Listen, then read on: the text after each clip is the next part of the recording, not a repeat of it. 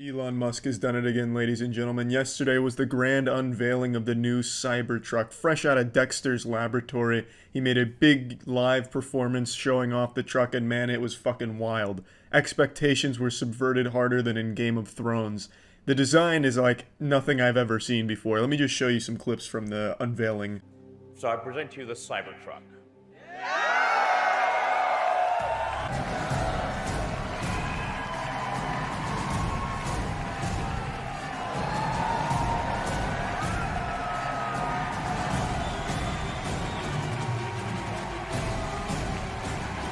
Elon had this shit popping off like you were at an EDM rave. This was hype as fuck. I half expected The Undertaker to be coming out of that tunnel instead of the truck. This was like some WWE pyrotechnics display.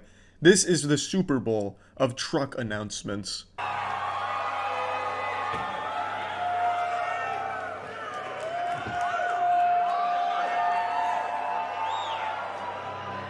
I love that even the employees get out of the truck in costume. They have like these long future-looking trench coats on and shit. I have expected them to bust out into a choreographed dance routine to some type of theme song written for the Cybertruck by Skrillex.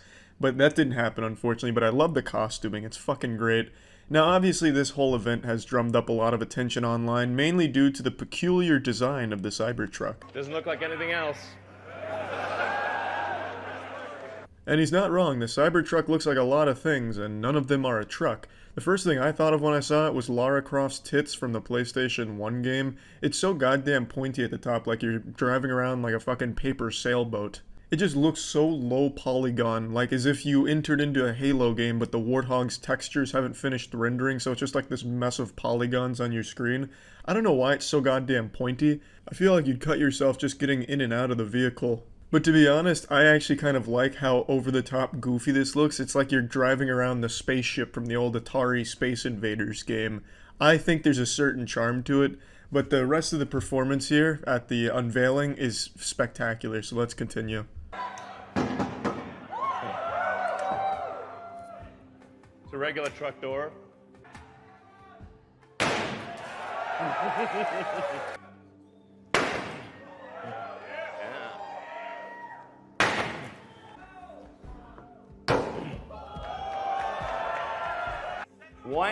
Really wind up. Nail it. So this was a demonstration of its armor capabilities in case you find yourself driving through a rough neighborhood of anti-vax moms who start trying to hunt you down with their sledgehammer. Ordinarily on a normal truck door, as you saw, it would dent it, kind of fuck it up a little bit. But if you're driving the Cybertruck through that area, they can't get through that shit with a sledgehammer. What if we shot it? Let's shoot it. Whoa, now you've gone too far, Elon. Shooting it with what, a fucking 50 caliber round? Phalanx gun? Railgun? Think it'd probably stand up to all of it. Unfortunately, he doesn't actually shoot it on stage, he doesn't execute it. I have expected him to pull out a Desert Eagle from his back pocket and just blast it, ricocheting the bullet off of the truck and hitting an audience member. If that did happen though, the audience member would probably consider it an honor to get shot by Elon Musk's Cybertruck. But unfortunately, he just shows video footage of what happens when they did shoot it in testing.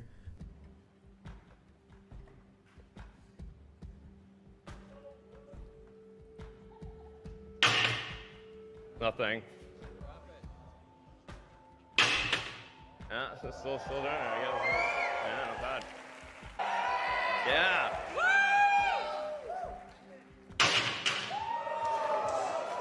This was to compare the Cybertruck's glass to normal truck glass.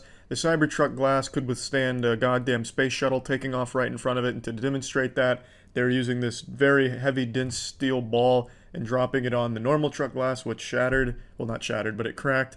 And using it on the Cybertruck glass where it didn't crack at all. So you had Danny Sexbang going up the ladder and dropping it on it, and you saw it didn't crack or anything.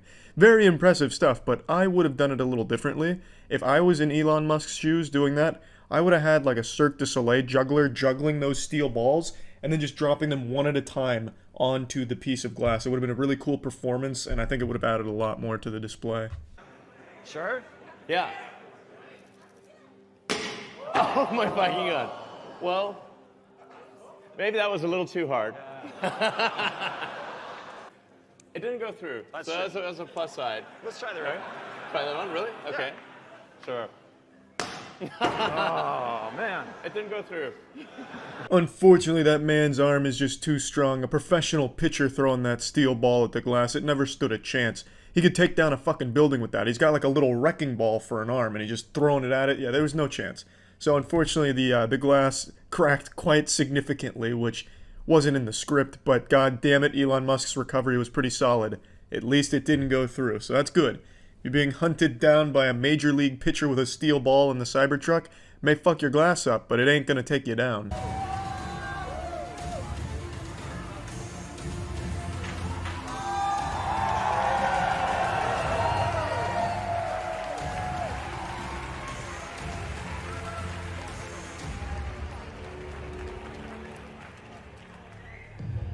So you can see the truck. This whole thing was so goddamn hype, I half expected that man to take off the helmet and it's Jeffrey Epstein underneath or something crazy like that, fucking Steve Jobs or something.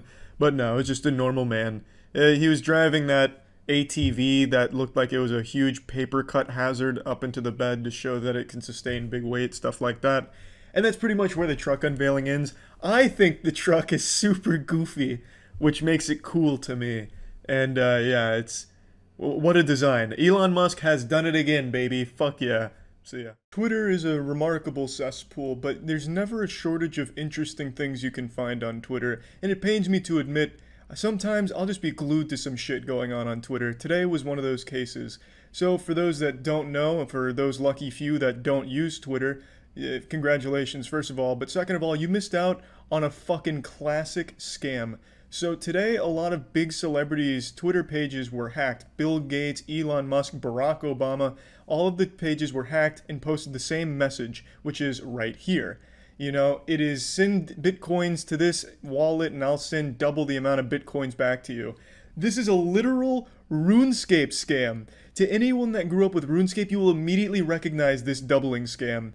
And it was pulled on the biggest possible stage. I genuinely couldn't believe how popular this was. I saw it when I was on the shitter, and I could feel my asshole smiling.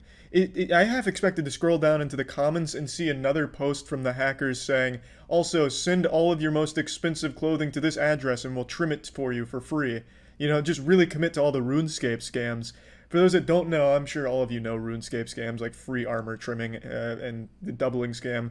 But the only people that usually fall for that is children, you know, like 14-year-old kids in their first journey into the RuneScape world where they go to the Grand Exchange and they see someone saying, hey, trade me gold and I'll give you double gold back. And as a kid, you trust everyone. You're like, oh, wow, mister, that sounds like a great idea, but just I want to be safe. So you trade them like a small amount, like 10K, and then the scammer has no problem just giving you 20K back and immediately earns your trust. It's like giving you a lollipop before you get into their van. Yeah, you just trusted like, oh, wow, they're legit. Okay, let me give them all of my bank money so I can double this real quick, and then they just take it and run. You know, because you don't recognize that, you know, not everyone's great. Sometimes people just want to fuck you in the mouth. And that's the case on RuneScape when it comes to doubling, and it was just pulled off in the real world to a remarkably successful degree. You can see the transactions that went to the wallet since they publicly posted the wallet. I cut it out in the video here. So if you check the wallet, they made $110,000 off these posts. These aren't children. Children don't have bitcoins. Kids don't even know what cryptocurrency is. They probably think it's just a TikTok dance or some shit. So these aren't kids that got scammed today. These are cryptocurrency hodlers. And I find it super surprising because a lot of people that got into cryptocurrency a couple years ago or even more recently act so intellectually superior to everyone else just because they followed a trend and bought some obscure coins off fucking Poloniex or some shit. Oh, is that paper money? Oh, no, there's nothing wrong with that if you're a Neanderthal. The mind of a simpleton. I truly don't think I'll ever understand it. You can keep your dollar bills. I'll stick with my Ripple and Globlin coins. It's cryptocurrency. You wouldn't know what that means. And then today, they just fell victim to the oldest scam in the book.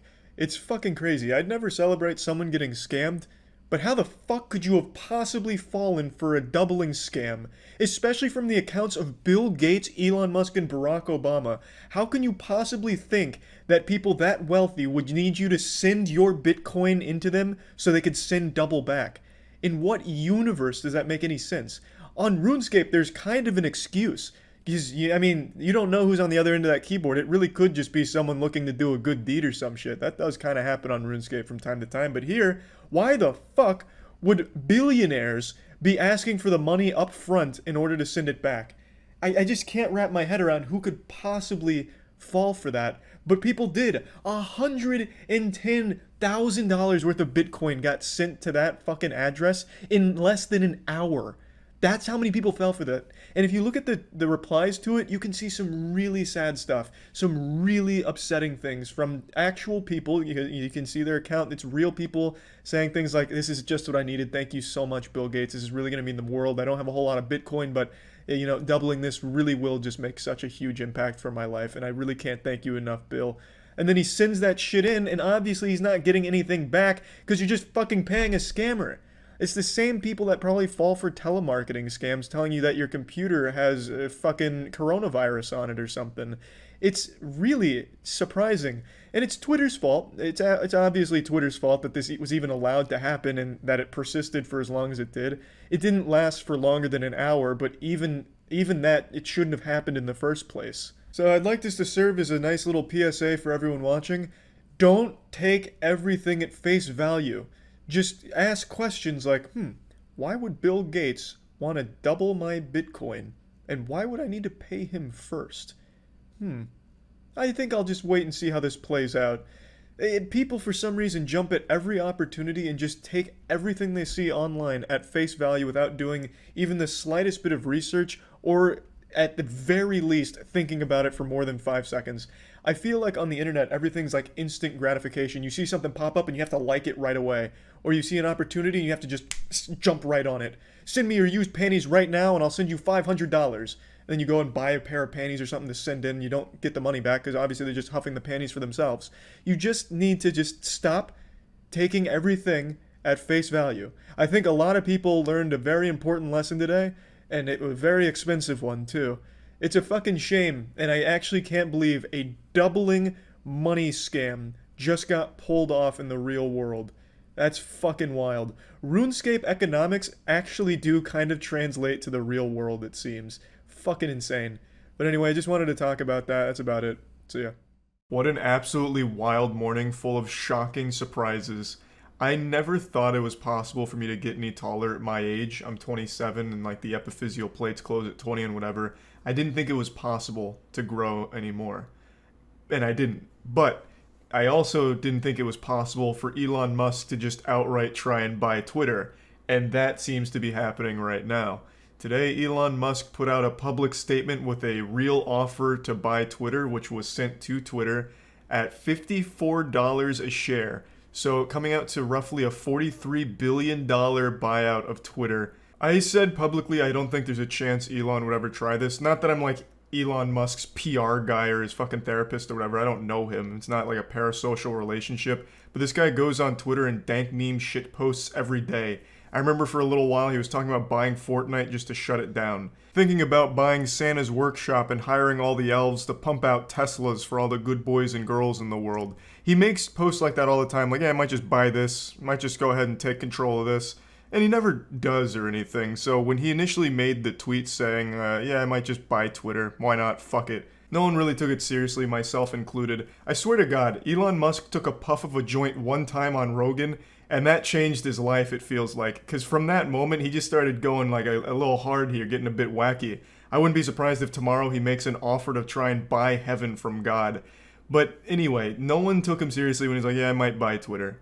And then he made a power move and got 9% of Twitter for like $3 billion or whatever that was, which I guess is just pennies to him. He's wiping his ass with $3 billion, so that was meaningless. And I thought that's where the story would end, that's where the anime wraps up, but then he went full-blown anime protagonist here by just saying, you know what, I want the whole company. I'm not done with you yet.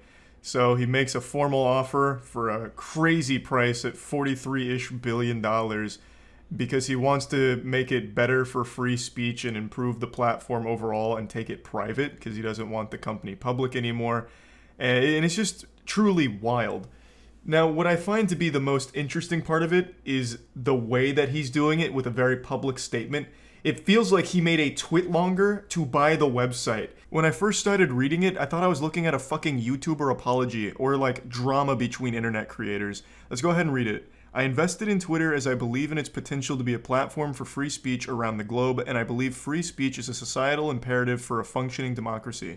However, since making my investment, I now realize the company will neither thrive nor serve this societal imperative in its current form. Twitter needs to be transformed as a private company. As a result, I am offering to buy 100% of Twitter for $54.20 per share in cash, a 54% premium over the day before I began investing in Twitter, and a 38% premium over the day before my investment was publicly announced. My offer is my best and final offer, and if it is not accepted, I would need to reconsider my position as a shareholder. Twitter has extraordinary potential. I will unlock it. My man's out here sounding like Dr. Robotnik after the Chaos Emeralds, talking about unlocking its full power. Now, it's not as goofy as it sounds, him offering to buy Twitter like this, because he does have 9% stake in the company, and this statement he put out is, it's kind of going nuts to butts. He's saying, you know, if you don't accept this, I'll have to reconsider being a shareholder. He's their biggest shareholder, so if he sells off all of his stock, it's going to tank Twitter's price. It's going to be pretty devastating if Elon just decided, oh, they haven't accepted my offer, eat this, suck on my cock. Here's my dick and balls, and sells all 9% of his shares. That's not good for a company's stock price, but it is good for Elon.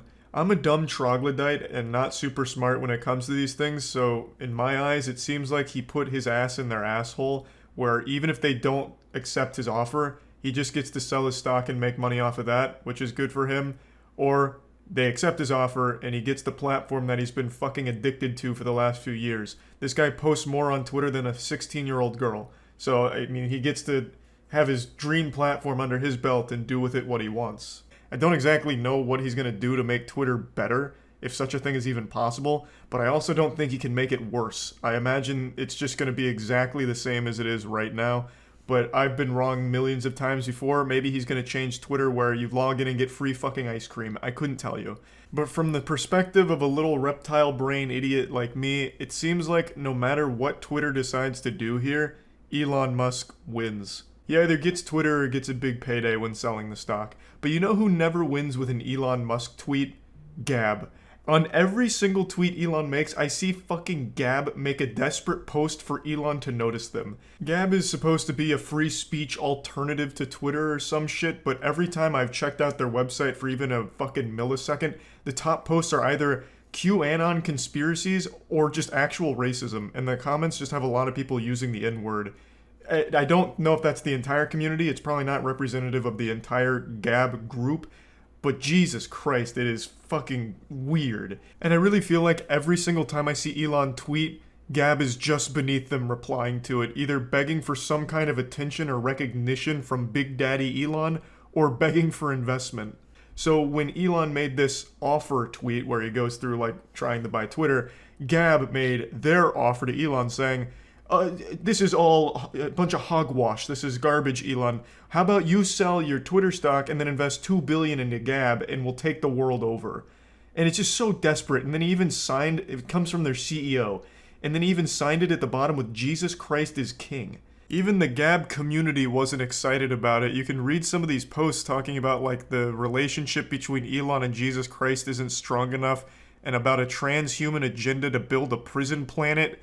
And then, of course, going right into the N-word, and then microchips in people's brains and shit. So not even the Gab community was excited about another desperate post from their CEO begging to suckle a little bit of milk out of Elon's bosom. But yeah, I just wanted to briefly at least mention that Gab part of this, because they are always in the replies to everything Elon does, and it's so sad. And not just them. NFT crypto bros, in every Elon tweet, they are begging for Elon to mention their shitcoin or their NFT project. Like, hey Elon, what do you think about this dolphin butthole? Is this the next big NFT craze? Or like attributing a quote to Elon where it's like, in quotes, this is the best NFT ever made, Elon Musk. Thanks Elon for the endorsement from some garbage crypto thing. It is always his replies now since the whole Dogecoin shit.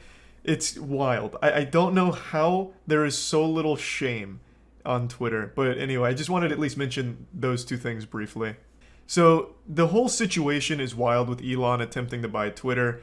I think even if successful and he gets Twitter, I don't think anything changes with the platform. I don't know what he could possibly fucking do to make the platform any less of a giant cesspool than it currently is.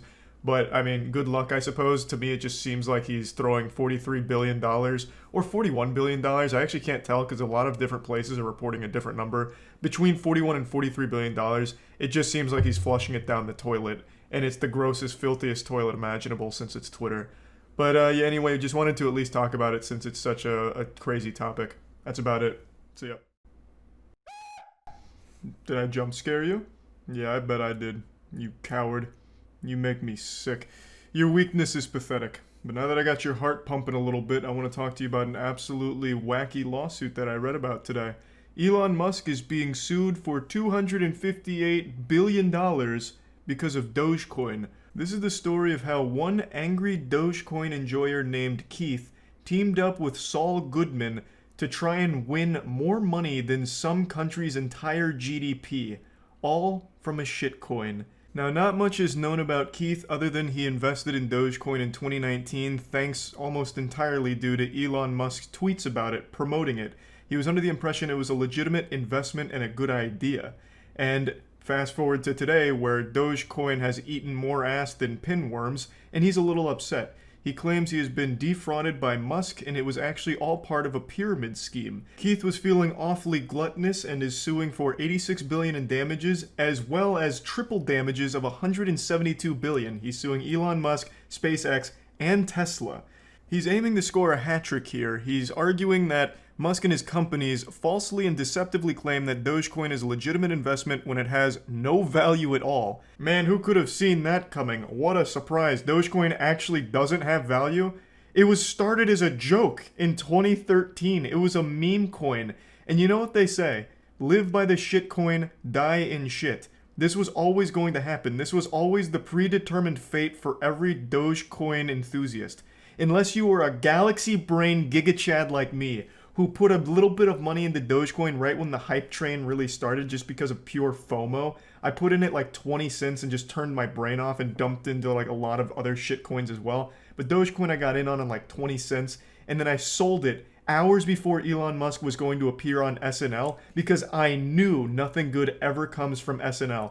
So I sold it at like 66 cents and made out like a goddamn king. I turned like $100 into like 300 or 400 or something because I fucking predicted it. I knew if Elon Musk was going on SNL to mention Dogecoin, it was going to kill it on the spot, and it did. It's never recovered. I fucking calculated it. But for that one good decision, I also made 1,000 bad ones. I put money into like 20,000 other rug pulls as well, but god damn it, this is the one that mattered the most. I will say this though, I do feel bad for people like Keith who had no idea what crypto was and only learned about it from Elon Musk. For some reason, Elon still has like a following that worships him as a god and will take everything he says at face value and just go hog wild with it. Keith was no exception, and he lost a lot of money from it allegedly and is now aiming to try and at least fight for it back. And then some. I don't know if Keith necessarily lost 270 or 58 billion, but god damn it, he's coming for scalps right now, I suppose. It continues saying that Keith wants to represent a class of people who had lost money trading in Dogecoin since April 2019, asking for 86 billion plus the 172, as well as an order blocking Musk and the companies from promoting Dogecoin and declaring that Dogecoin trading constitutes gambling under US and New York law. Well, good news for Keith, Elon Musk and his companies haven't mentioned Dogecoin in like a year. That name has become like Voldemort now. They don't touch it. I can't even remember the last time I saw him say that. So that one's already good without a court order. They've completely stopped because they've had their fun memeing around at the expense of people like Keith who lost a ton of money on it. Any money lost on Dogecoin to Elon Musk is negligible. But to an average octogenarian that only learns about it through Elon convincing them that it's a good idea, the money they lose, that means a lot. That's a huge difference maker in their lives. And I also don't think Elon Musk lost money on Dogecoin either. I wouldn't be surprised if he never put money into it in the first place and was only joking from the get-go, just to fuck with people and just to fuck with the entire market of it. But regardless, a lot of people did legitimately lose tons and tons of money on it, like Keith. And then he wants it to be like constituted as gambling. which it is. I mean, all crypto is gambling, 100%. I don't care how much copium you're boofing, there is no crypto that isn't just straight gambling. Take, for example, Luna, which was like the fourth most traded crypto for like the last year. And then over the course of a week, it went from $100 per token to less than like 1/1 millionth of a penny. It died in a week. It just completely spiraled and died. It was a stable coin and died in a week from 100 to 0, well, way below 0. So yeah, I think every sane person would agree with Keith here. If you're putting money into crypto, you're gambling with it. And I pray that Keith never finds games like Diablo Immortal after reading this. I'm no lawyer, and from what I've read, Keith actually does have a legal team behind this, but to me this sounds like an unwinnable case. It feels like something that they're trying to drum up as much headline and hype for as possible to get people to rally behind them, like other Dogecoin enthusiasts that lost tons of money on it. I don't call them Dogecoin investors because they've just been deluded into thinking it was an investment. They've been scammed, basically. If you put money into Dogecoin, you fell for the scam. So I don't really call it Dogecoin investors, hobbyists perhaps. So I think the whole goal here with Keith and his team is to get this lawsuit out there so a lot of media picks it up, which they have. And a lot of people come forward like, yeah, I also got fucked by Elon Musk here promoting it and this and that. And then hopefully the public pressure will mount to a point where the Elon Musk and the companies will settle with Keith outside of court for whatever undisclosed amount. I don't think there's any law firm or any human being on the planet that actually thinks Keith is going to win $258 billion here. And I don't think they're trying to win $258 billion here. They're trying to get some kind of settlement out of court with the pressure that the public can mount. That's my uneducated guess from my little reptile brain. That's what makes sense to me. This is truly a David versus Goliath situation here for $258 billion with just, fucking Keith over here versus the wealthiest man in the world. It seems like it's unwinnable. But if he has a team behind it, then they must have some kind of strategy because there's no self-respecting lawyer or law firm that's going to represent a case like this without some kind of plan. And I don't think there's any way they beat Elon Musk with this $258 billion. But who knows? Again, I'm not a lawyer. I haven't passed the bar.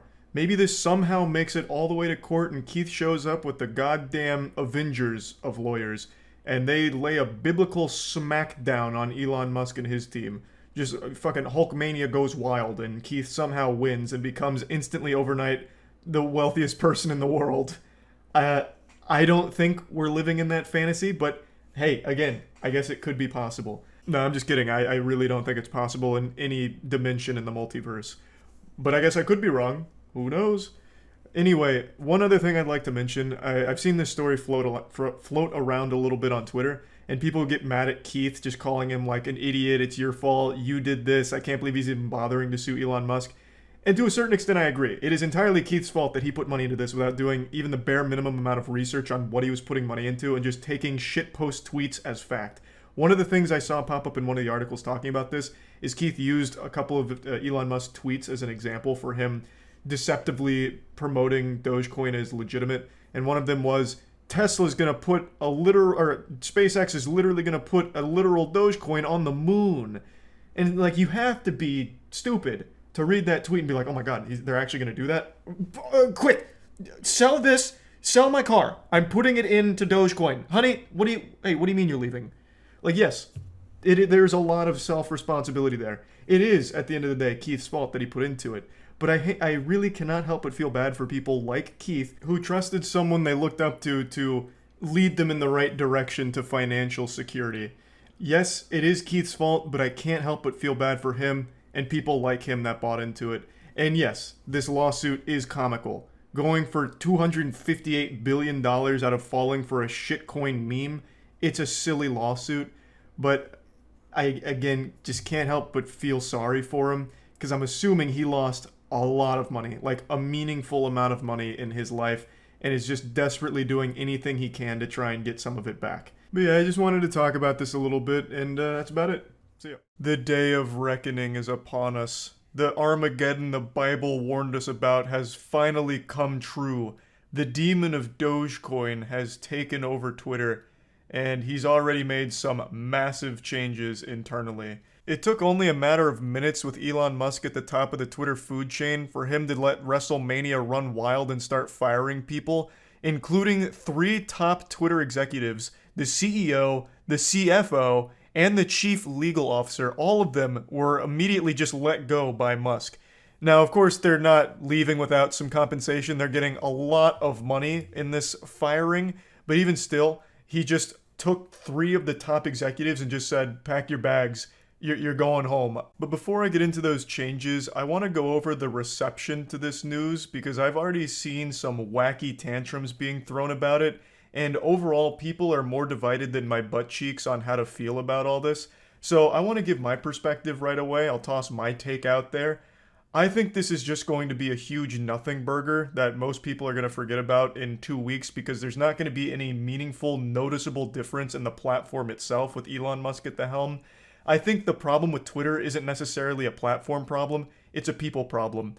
It's just fucking dumb, stupid idiots on there, and since everyone has a voice that's amplified because of just how big Twitter is, those things gain steam, gain traction, and then you have people always arguing with each other over the stupidest shit.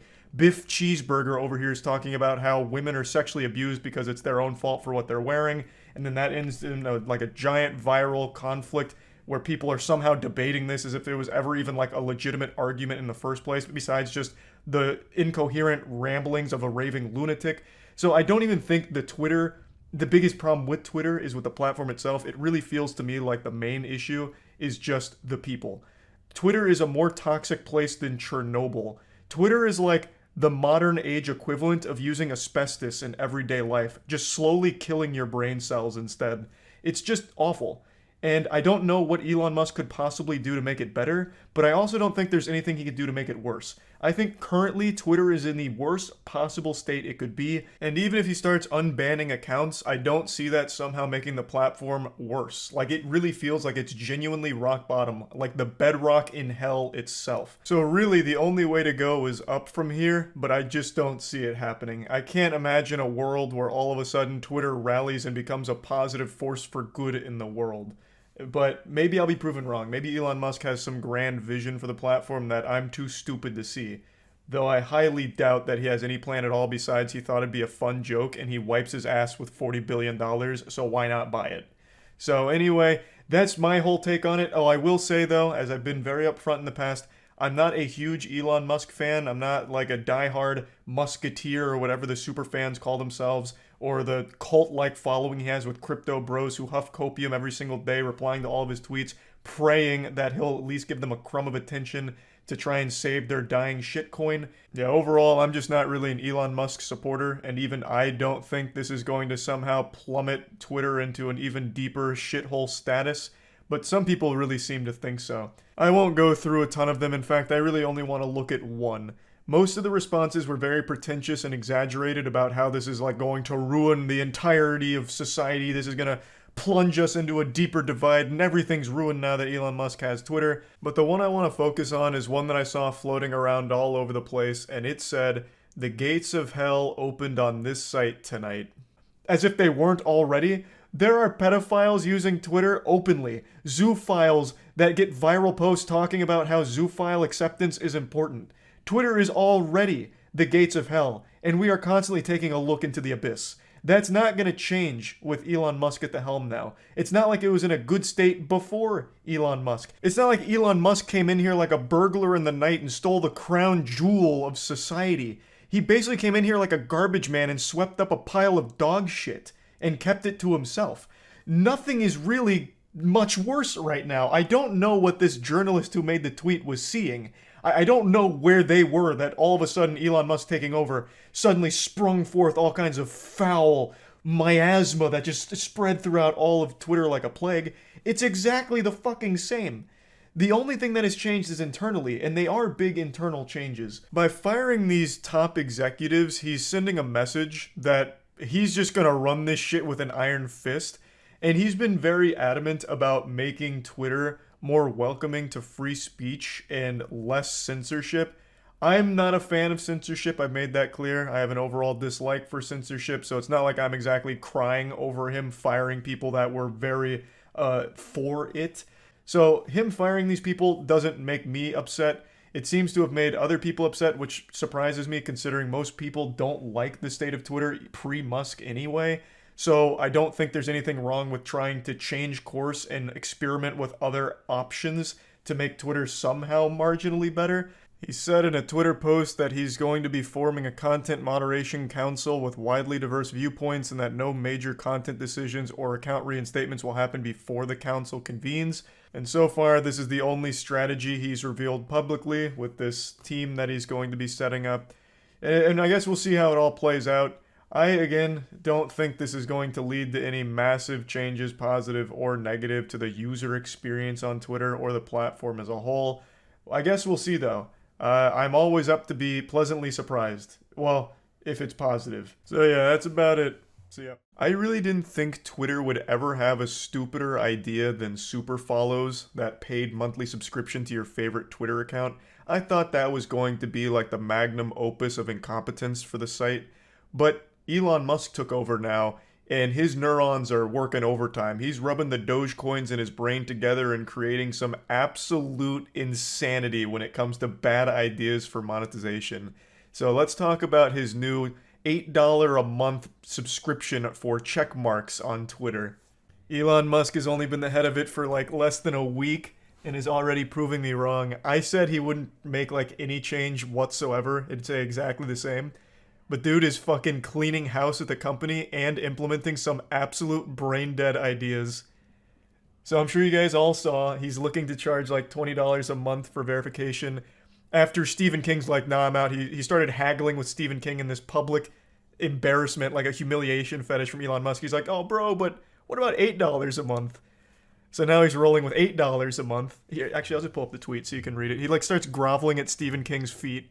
Like, no, what do you mean you're leaving? Yeah, we need to pay the bills somehow. Twitter cannot rely entirely on advertisers. How about $8? I don't know how he wasn't embarrassed posting that publicly. That's so shameless. But yeah, so that's the idea, charging $8 to keep the check mark, as well as opening it up to anyone who can pay $8 a month and have a check mark. Oh, here it is. Lords and peasant system, power to the people for $8 a month. So I think most people can sniff out some problems right away with the idea, and Elon Musk himself. So Rubius point this out. What happens when a random user pays $8, changes his display name to Elon Musk using your same profile pic, starts tweeting like you, verified checks exist so people know they follow the real person. He doesn't even address that, he just said it already happens, which he's just blatantly wrong about. There's currently, at least not from the last time I checked, which was 2 hours ago, there is no verified Elon Musk scamming accounts, but there are people like impersonating him without the check mark. Whereas this can have verified scammers. But regardless, not even the biggest takeaway here. I think anyone who pays $8 for a check mark is an absolute certified fucking loser. It should only be used by like companies, maybe. I could see that like companies or businesses wanting it. Individuals, I think that shit is trash. Like you are basically just begging to be bullied. Like, that's like an elevated chat, but on Twitter. That's just a -8 in every reply.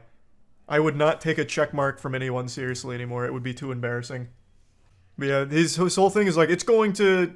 Actually, here, let me just pull it up instead of put words in his mouth. Here. You get priority in replies, mentions, and searches, which is essential to defeat spam and scams. Which I cannot believe he's that out of touch. This will only increase that because anyone can do it now. So now you can have verified scams, which are going to take priority in the replies and in the searches. I'm not paying $8 a month for the checkmark, I'll tell you right now. That is no shot. That is so dumb. It is more productive to burn your $8 a month. You are getting no value from it. So when that happens, there'll be like 1,000 moist criticals everywhere, and they will all be in the priority scamming people. So it's only going to increase that problem. And you don't even get an ad-free experience, you just get half as many ads. So imagine paying $8 a month for a stupid little Boy Scout badge and then still getting ads. How silly. This is like actual pay pig behavior where you just pay someone to get nothing in return except insults. $8 for a check mark. I see why he's doing it, because now he just paid $44 billion for this pile of shit, and there is no way it's making money, not even close, so he's just scrapping together every shitty idea to try and squeeze a little money into it. And he also has a problem right now where advertisers are pulling out. So not only is he losing all of his like members in the company, the employees that he's firing en masse, but the advertisers themselves are starting to pull out because they have no faith in Elon actually steering the ship. So he can't rely on them anymore, which he publicly admits to Stephen King. So he's just trying everything to make something back on this absolute massive shitpost that was so costly. Man made a $44 billion joke and is starting to regret it like a Darman video. This shit is super follows on crack. Oh, that is such a... I keep forgetting about super chats. Like, super chats is absolutely inviting wedgies into your life. If you are... sorry, super follows. Super follows invites, like, actual swirlies in the bathroom from the football team. If anyone sees that you are a super follower of someone on Twitch, you will never hear the end of it. You are going to be absolutely bullied on Twitter forever. So people don't do it. You never see super followers. Because you're paying for fucking nothing. And that is exactly what the checkmark's about to be with the $8 a month. It's so beautiful. I want to quickly explain super follows a bit more since I'm aware that most of you probably don't even know what it is. It's a system Twitter rolled out where you can do a monthly paid subscription to your favorite Twitter accounts, and you get like a little badge that highlights you that you're a super follower publicly, so you can stand out in conversation, and you get bonus tweets. You probably haven't seen any super followers because no one uses it because it's downright embarrassing. This is just like going out in public and asking to be spit on. If someone sees you're a super follower on Twitter, good luck having anything you're talking about be taken seriously. And this is what I feel the checkmark will become with this new system if it goes into place.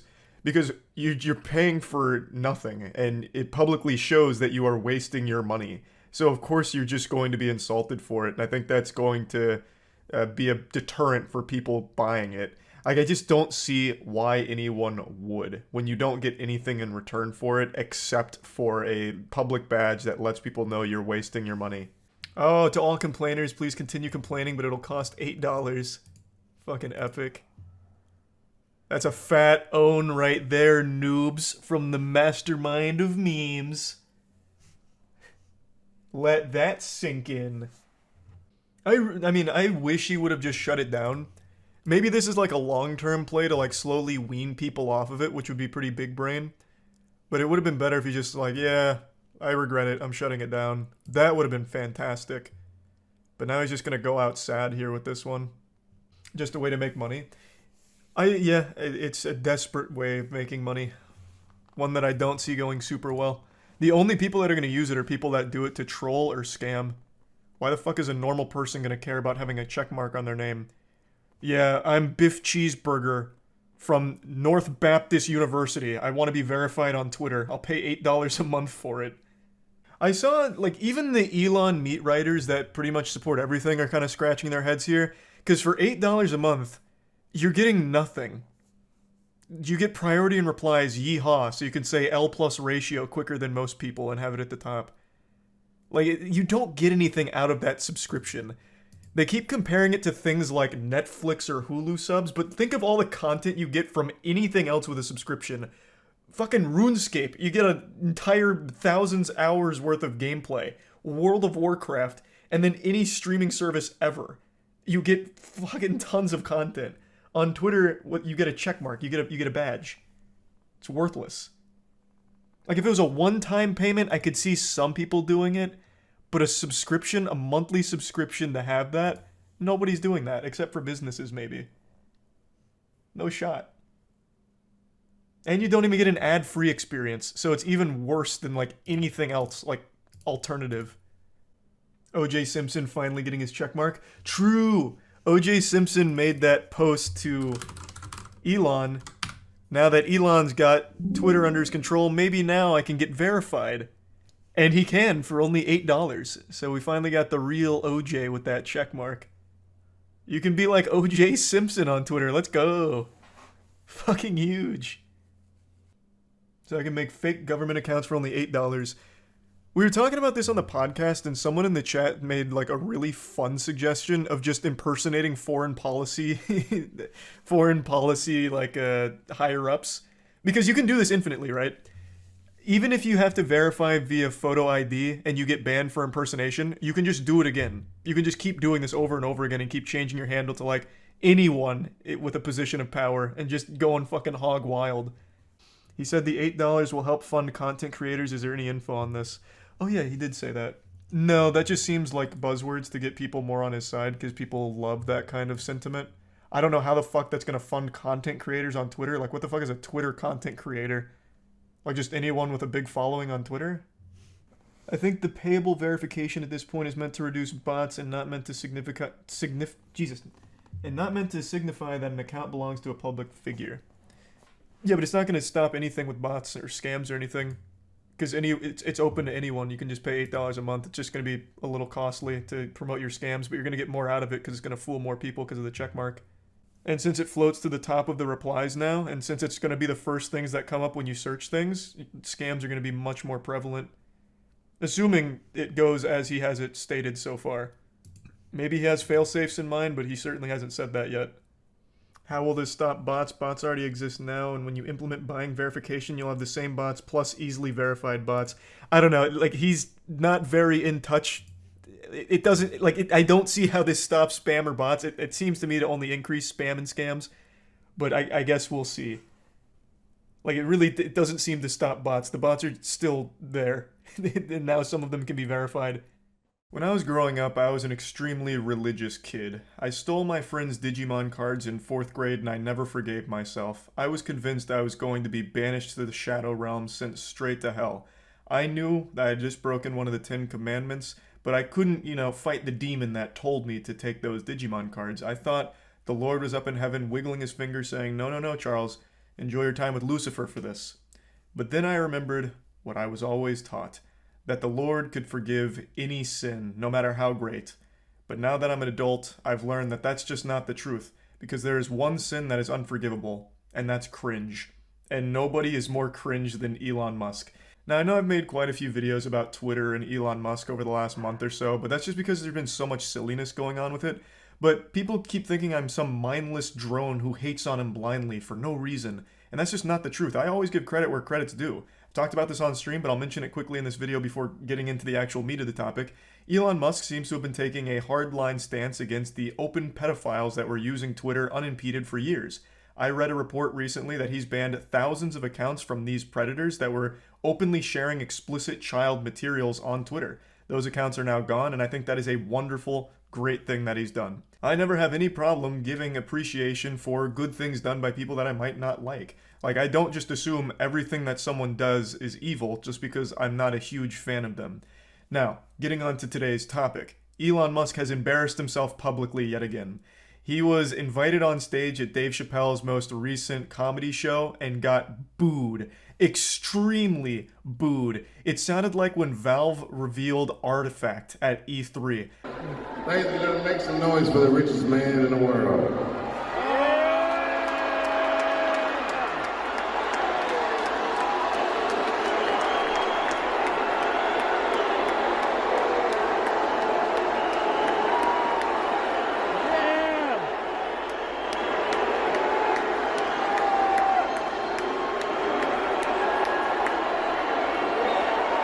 There's so many boos, it sounds like a stock sound effect from a cartoon. I was surprised tomatoes weren't flying during this. Like, there are, of course, some cheers mixed in there, especially from, like, the cameraman and the people next to him, but the overwhelming amount of the noise is boos. And it's not surprising, regardless of what your political beliefs are, the question remains, why is Elon Musk at a comedy show? He's not a comedian, he's not even entertaining. Every interview he's ever done, every show he's ever been a part of, he completely lacks charisma and he just doesn't really tell jokes in general.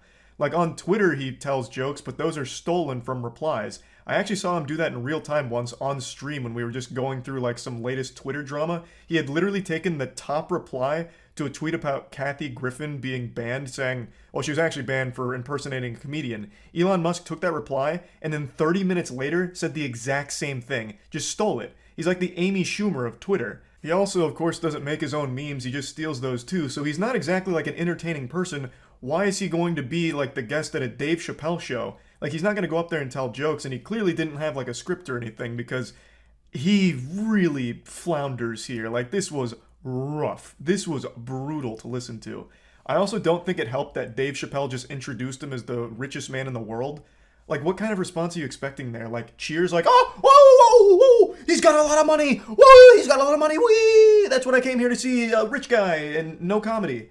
Like, I don't know why that intro is supposed to get people hyped. Like, okay, he's the world's richest man. And what's he gonna do? Is he here to make us laugh? Or is he just here to be like a circus freak? Like, wow, look at this guy, the world's richest man. Well, hey, why are you not applauding him for being rich? Cheers and booze, I see.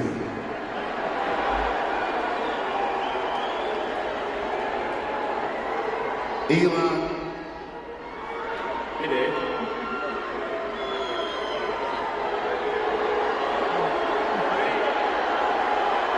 Yeah, I just don't get what the plan was here. Elon Musk doesn't say much of anything. He just kind of stands there awkwardly looking down sometimes like a kid at homecoming who didn't get a date. And then he says, "Hey, Dave," and that's it. He's like pretty much silent for most of this while Dave Chappelle desperately tries to ease the discomfort. It's just fucking weird. Weren't expecting this, were you? It sounds like some of them people you fired are in the audience.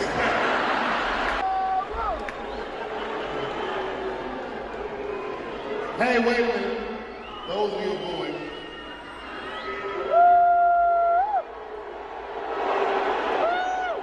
Dave Chappelle gets some laughs out of the crowd, hoping that they can then move on from this situation, but the damage is already done. They just go right back to booing. I don't know what his thought process was here, bringing Elon Musk out, as if that was like going to go over well. It's a comedy show and he is not entertaining.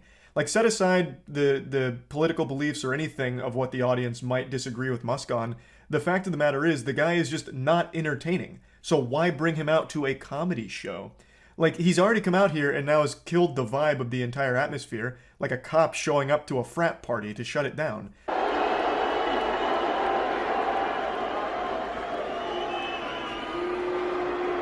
Tough road ahead, it sounds like.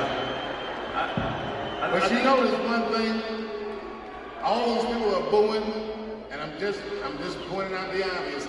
You have terrible seats, and I understand.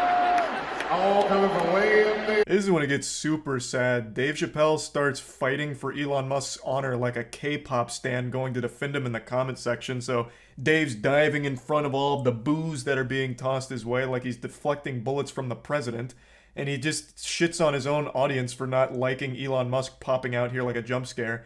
He says that the majority of people booing are the ones that have terrible seats, thus implying it's poor people that are booing him. Like, what the fuck, man? That's just like a lame joke, like, in general. I understand that you're probably like a little panicked here and very uncomfortable with this situation because the guy that you invited up, your buddy, isn't being received well by your audience, but why are you shitting on them for it? It was a stupid idea to bring him out in general. Even if he wasn't like a controversial figure, if you just bring up someone that's not even associated with comedy, they're probably not going to be received well at a fucking comedy show. Like, it's just that simple. Like, he could have called up like, "Hey, everyone, and now introducing the world's best plumber. This guy's helped me with so many of my toilets." Like, okay, and why is he here? Like, why are we supposed to get excited for that? But at least in that hypothetical situation, the plumber has a chance of being, like, fun to listen to with jokes. Everyone already knows Elon Musk can't tell jokes, so there is literally nothing to even be remotely excited about other than, like, hey, he's got a lot of money. Like, what? Like, it just doesn't make any sense. Dave, what should I say?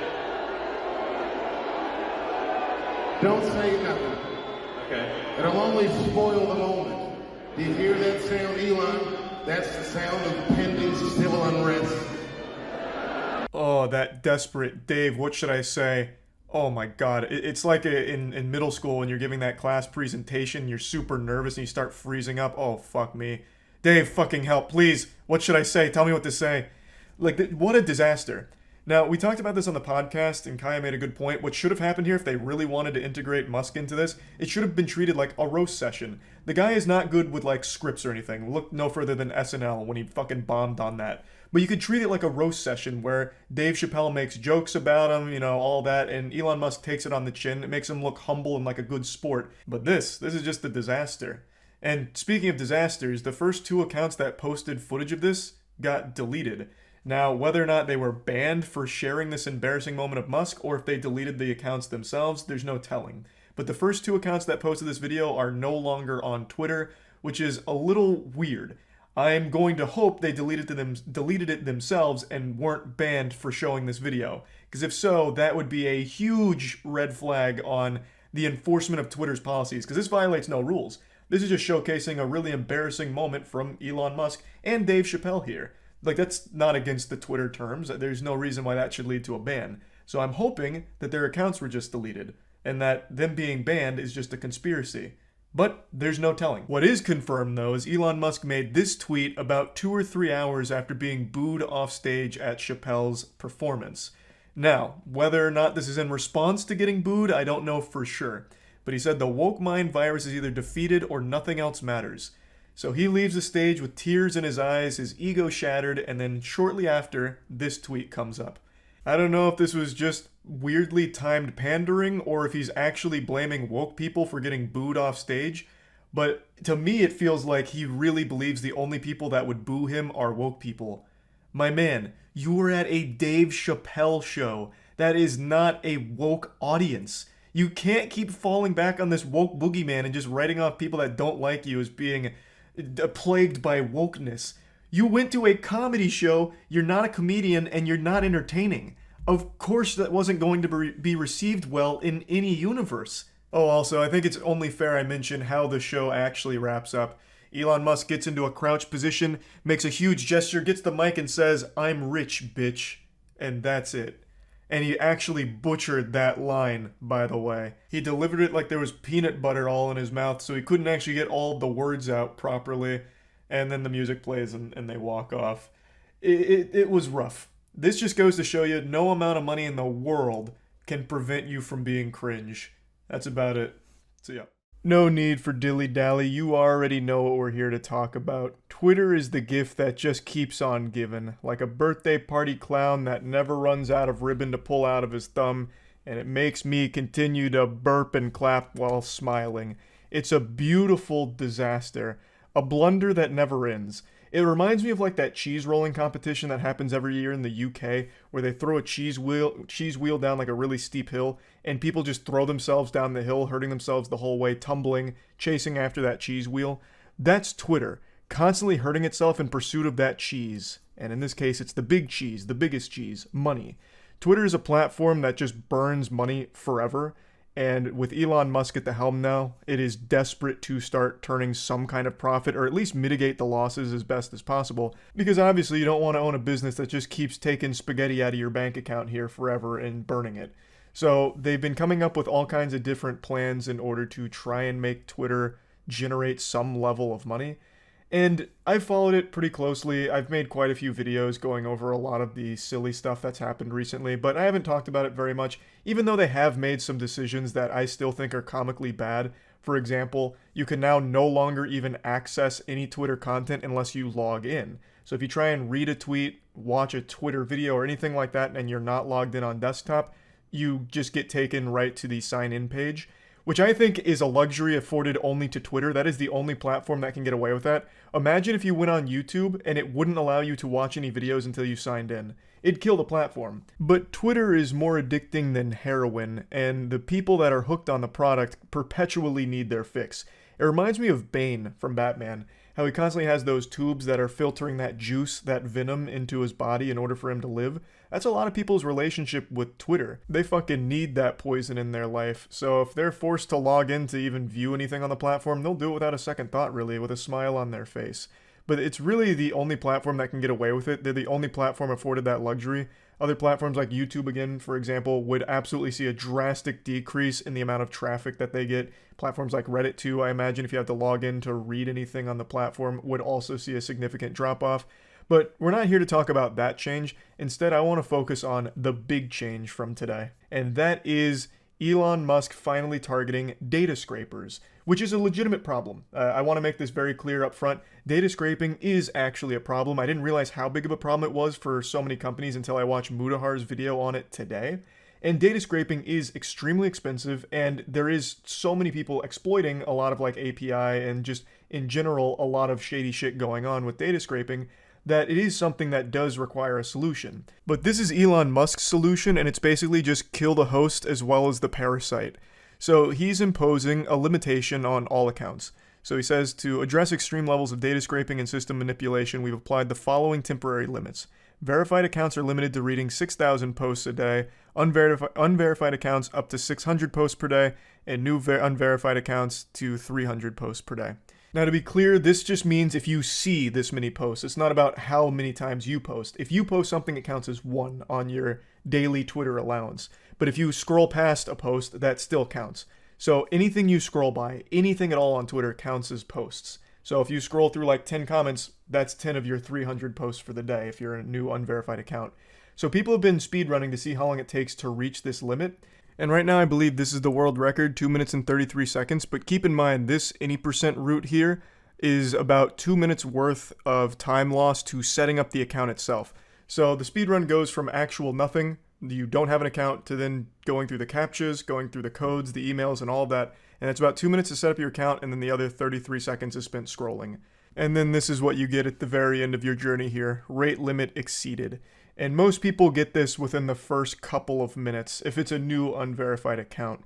Now for older unverified accounts, it goes up to 600 per day. So double that. You basically get like about 10 minutes. At being very generous, you'd get about 10 minutes worth of scrolling for your unverified account before you get the rate limit exceeded. Now, if you have like the Twitter Blue Boy Scout badge, 6,000 posts per day is probably what a normal person will be fine with. I don't think many people, aside from like actual hard addicts and power users of Twitter, are going to scroll past 6,000 posts per day. So that one probably isn't going to give any Twitter Blue enthusiasts a big problem. But the other two basically restrict everyone's access to the site to only a handful of minutes. He does say that this is just like a temporary thing, so a band-aid for the data scraping problem.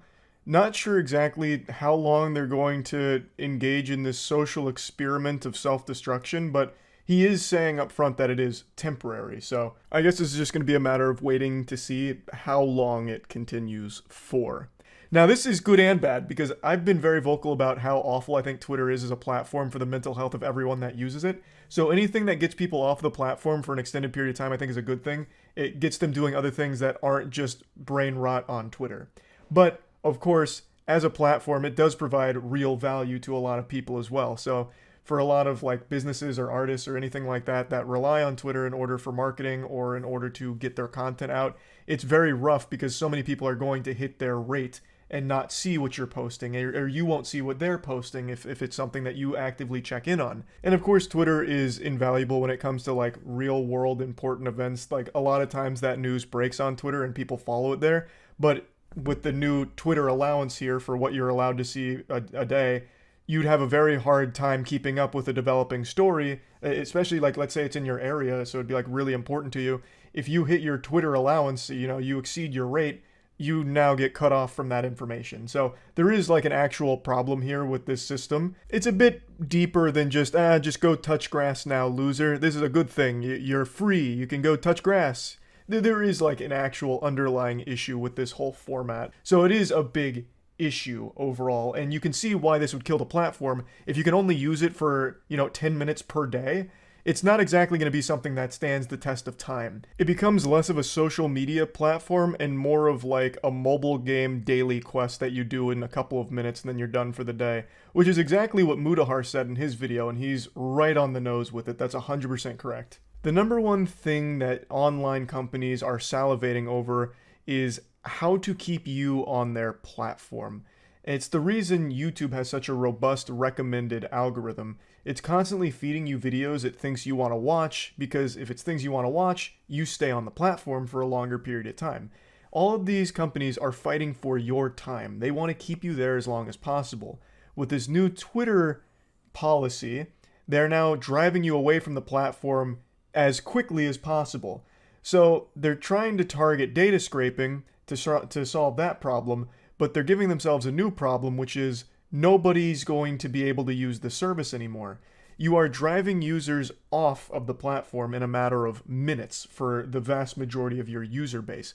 They can't spend time on your platform even if they wanted to, because you are limiting the amount of time they can spend there drastically. Again, unverified accounts can't spend very long on the platform at all, a handful of minutes per day. So they're going to go to competing services. So it should be pretty obvious why Twitter would likely be buried if this becomes their permanent solution to the data scraping problem.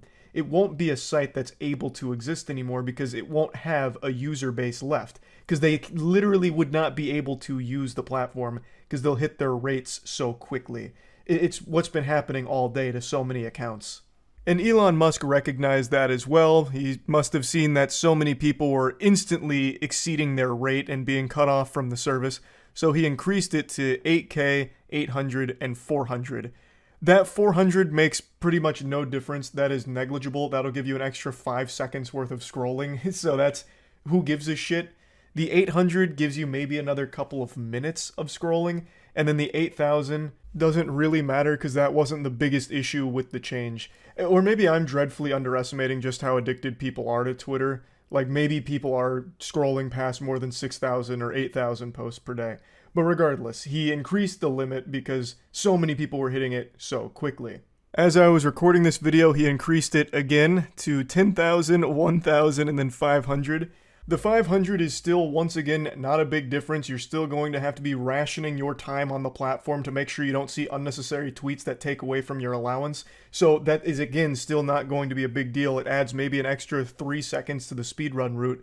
The 1,000 for unverified accounts that have existed for a while, that might be, like let's just be super generous and say that it gives you like a full hour worth of scrolling on Twitter if you do it at like a very leisurely pace and you painstakingly read everything you scroll by. Like maybe that'll give you like an hour. But then once again, increasing the Twitter Blue to 10,000, this is just starting to highlight that I might just be really out of touch with how addicted people really are.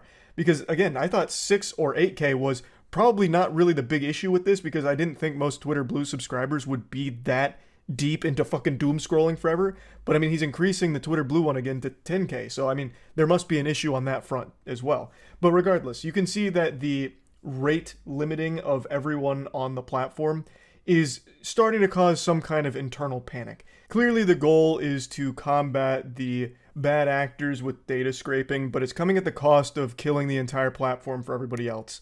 It's like hunting a mosquito with a bazooka. You'll kill the mosquito, but everything else around it too. And in this case, it's your users that aren't paying for Twitter Blue, which is the vast, vast majority of your user base. It's obviously trying to push all of the unverified accounts to paying Twitter Blue subscribers. It's trying to convert them into handing over some money out of their wallet so that way they continue to spend all day on Twitter like they're used to. So all the goals are pretty obvious here.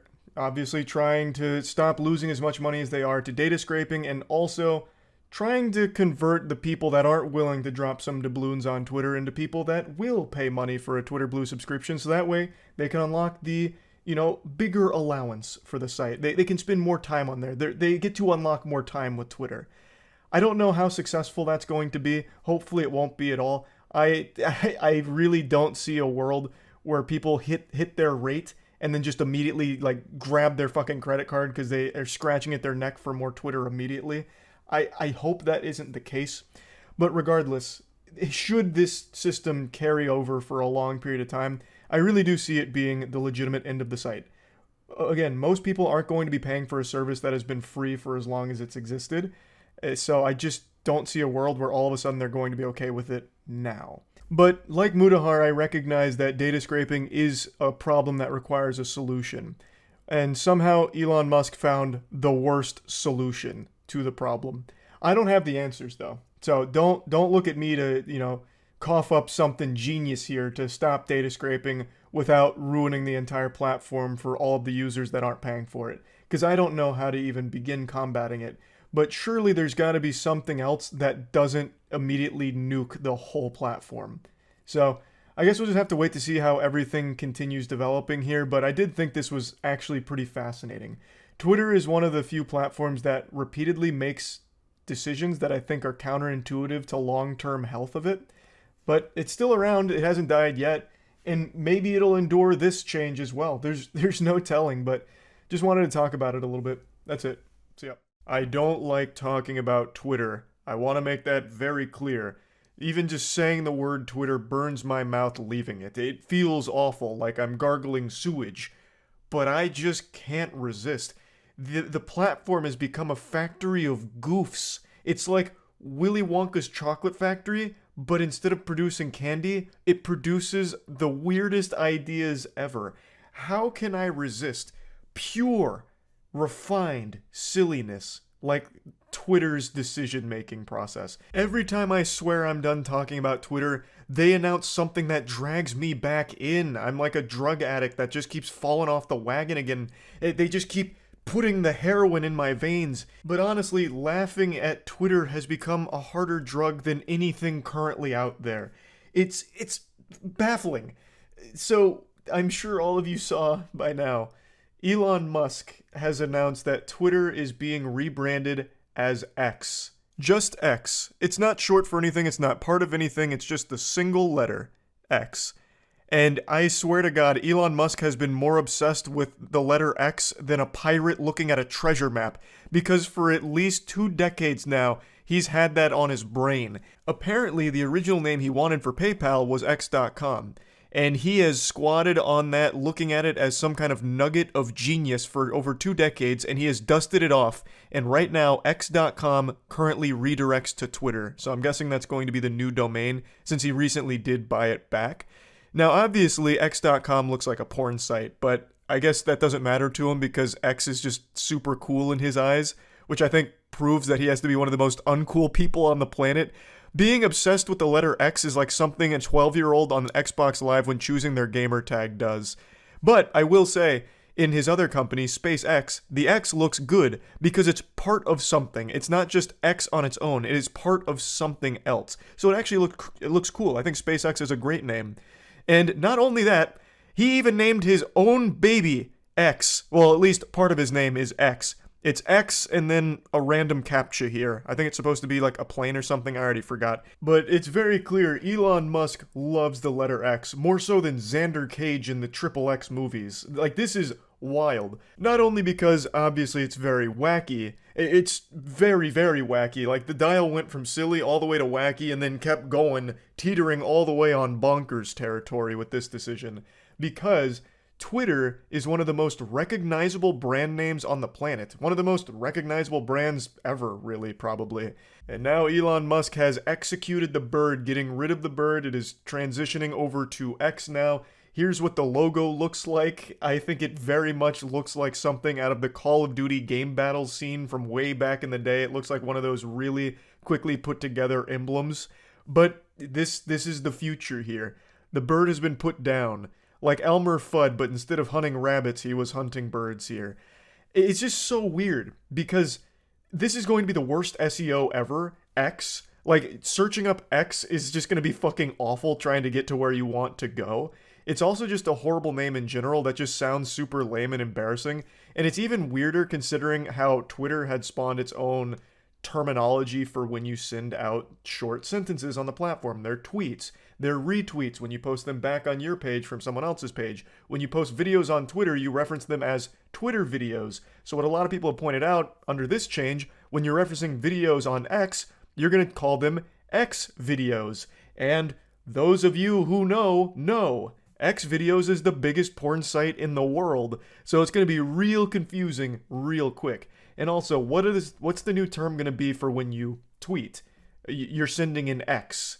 Or I'm going to re-X this, or did you look at my X's, which is just so fucking embarrassing to say. That's even worse than saying tweet and Twitter and retweet. It's the worst terminology imaginable, if that is the direction they go. I'm still not fully convinced that this is anything more than just a gag from Elon Musk. I feel like this is just one of his classic shitposty things where he thinks it's like enjoyable for some length of time, and then he says, I'm done playing with this toy, and forgets about it.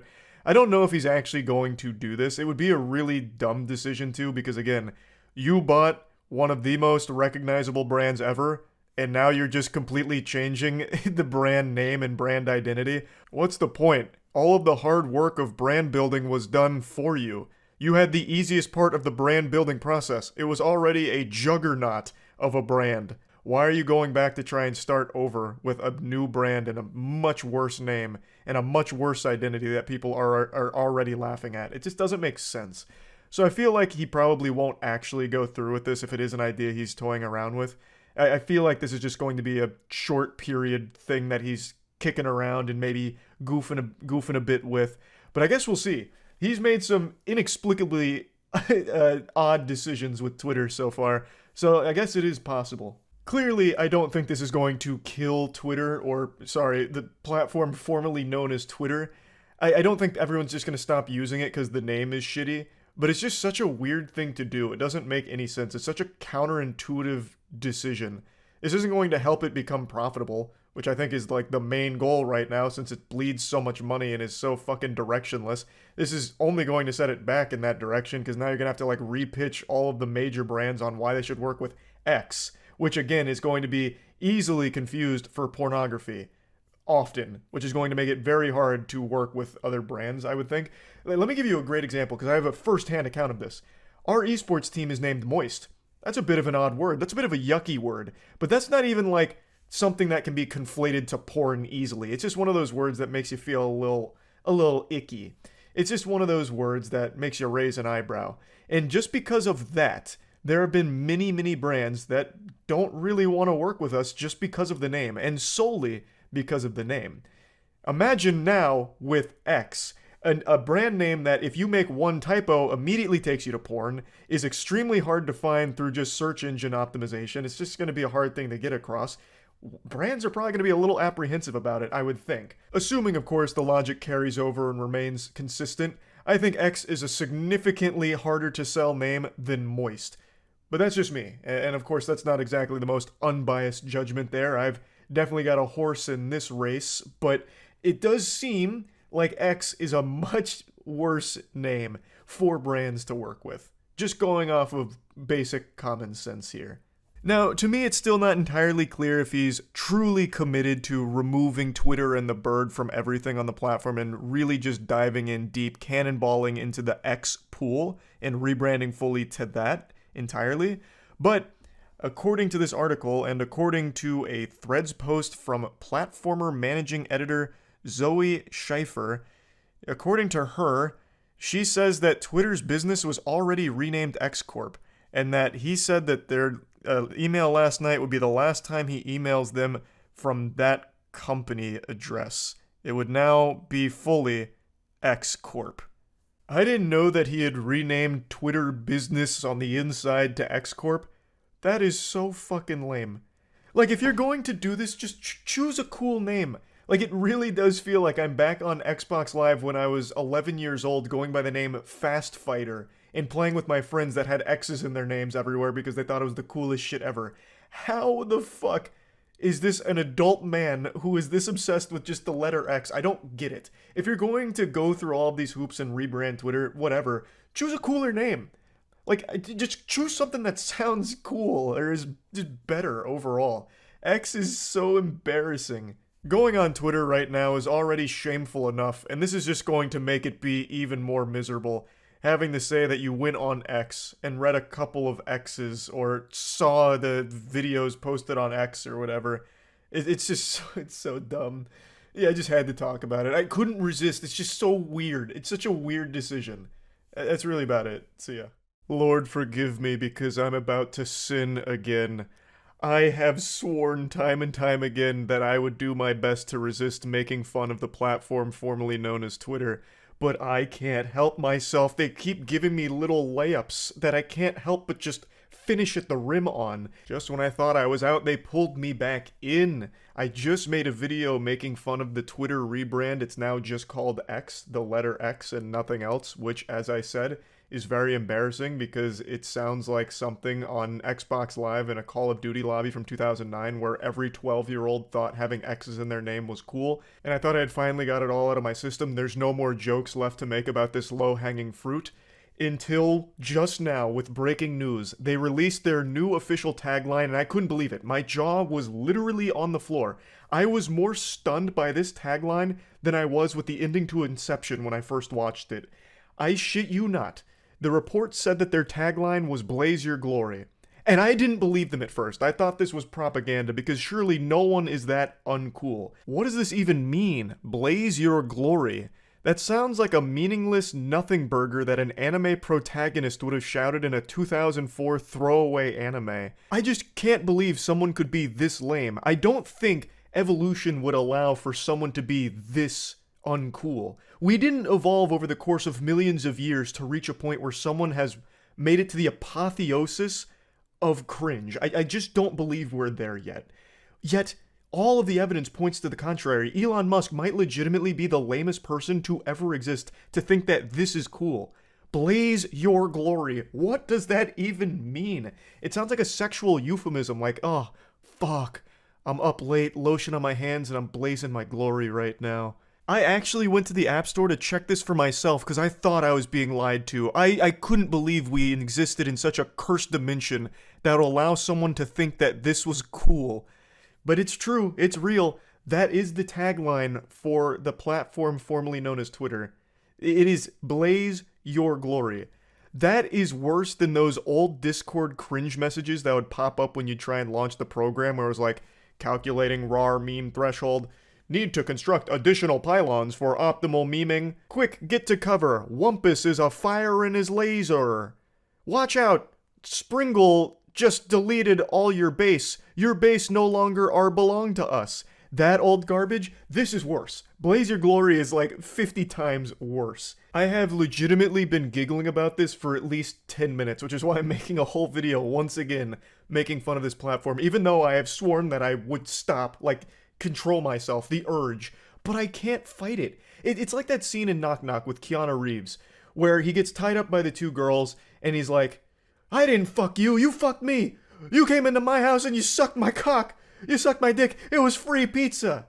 That's how I feel right now. This is free pizza. Like, what am I supposed to do? Like, how could I not make fun of this? My glory is blazing just thinking about this shit. It's so wild to me. And I really just can't get over his obsession with the letter X. He named one of their fucking children X. And then a couple of other letters here that he must have seen during like a Steam Guard check to make sure that you're not a robot.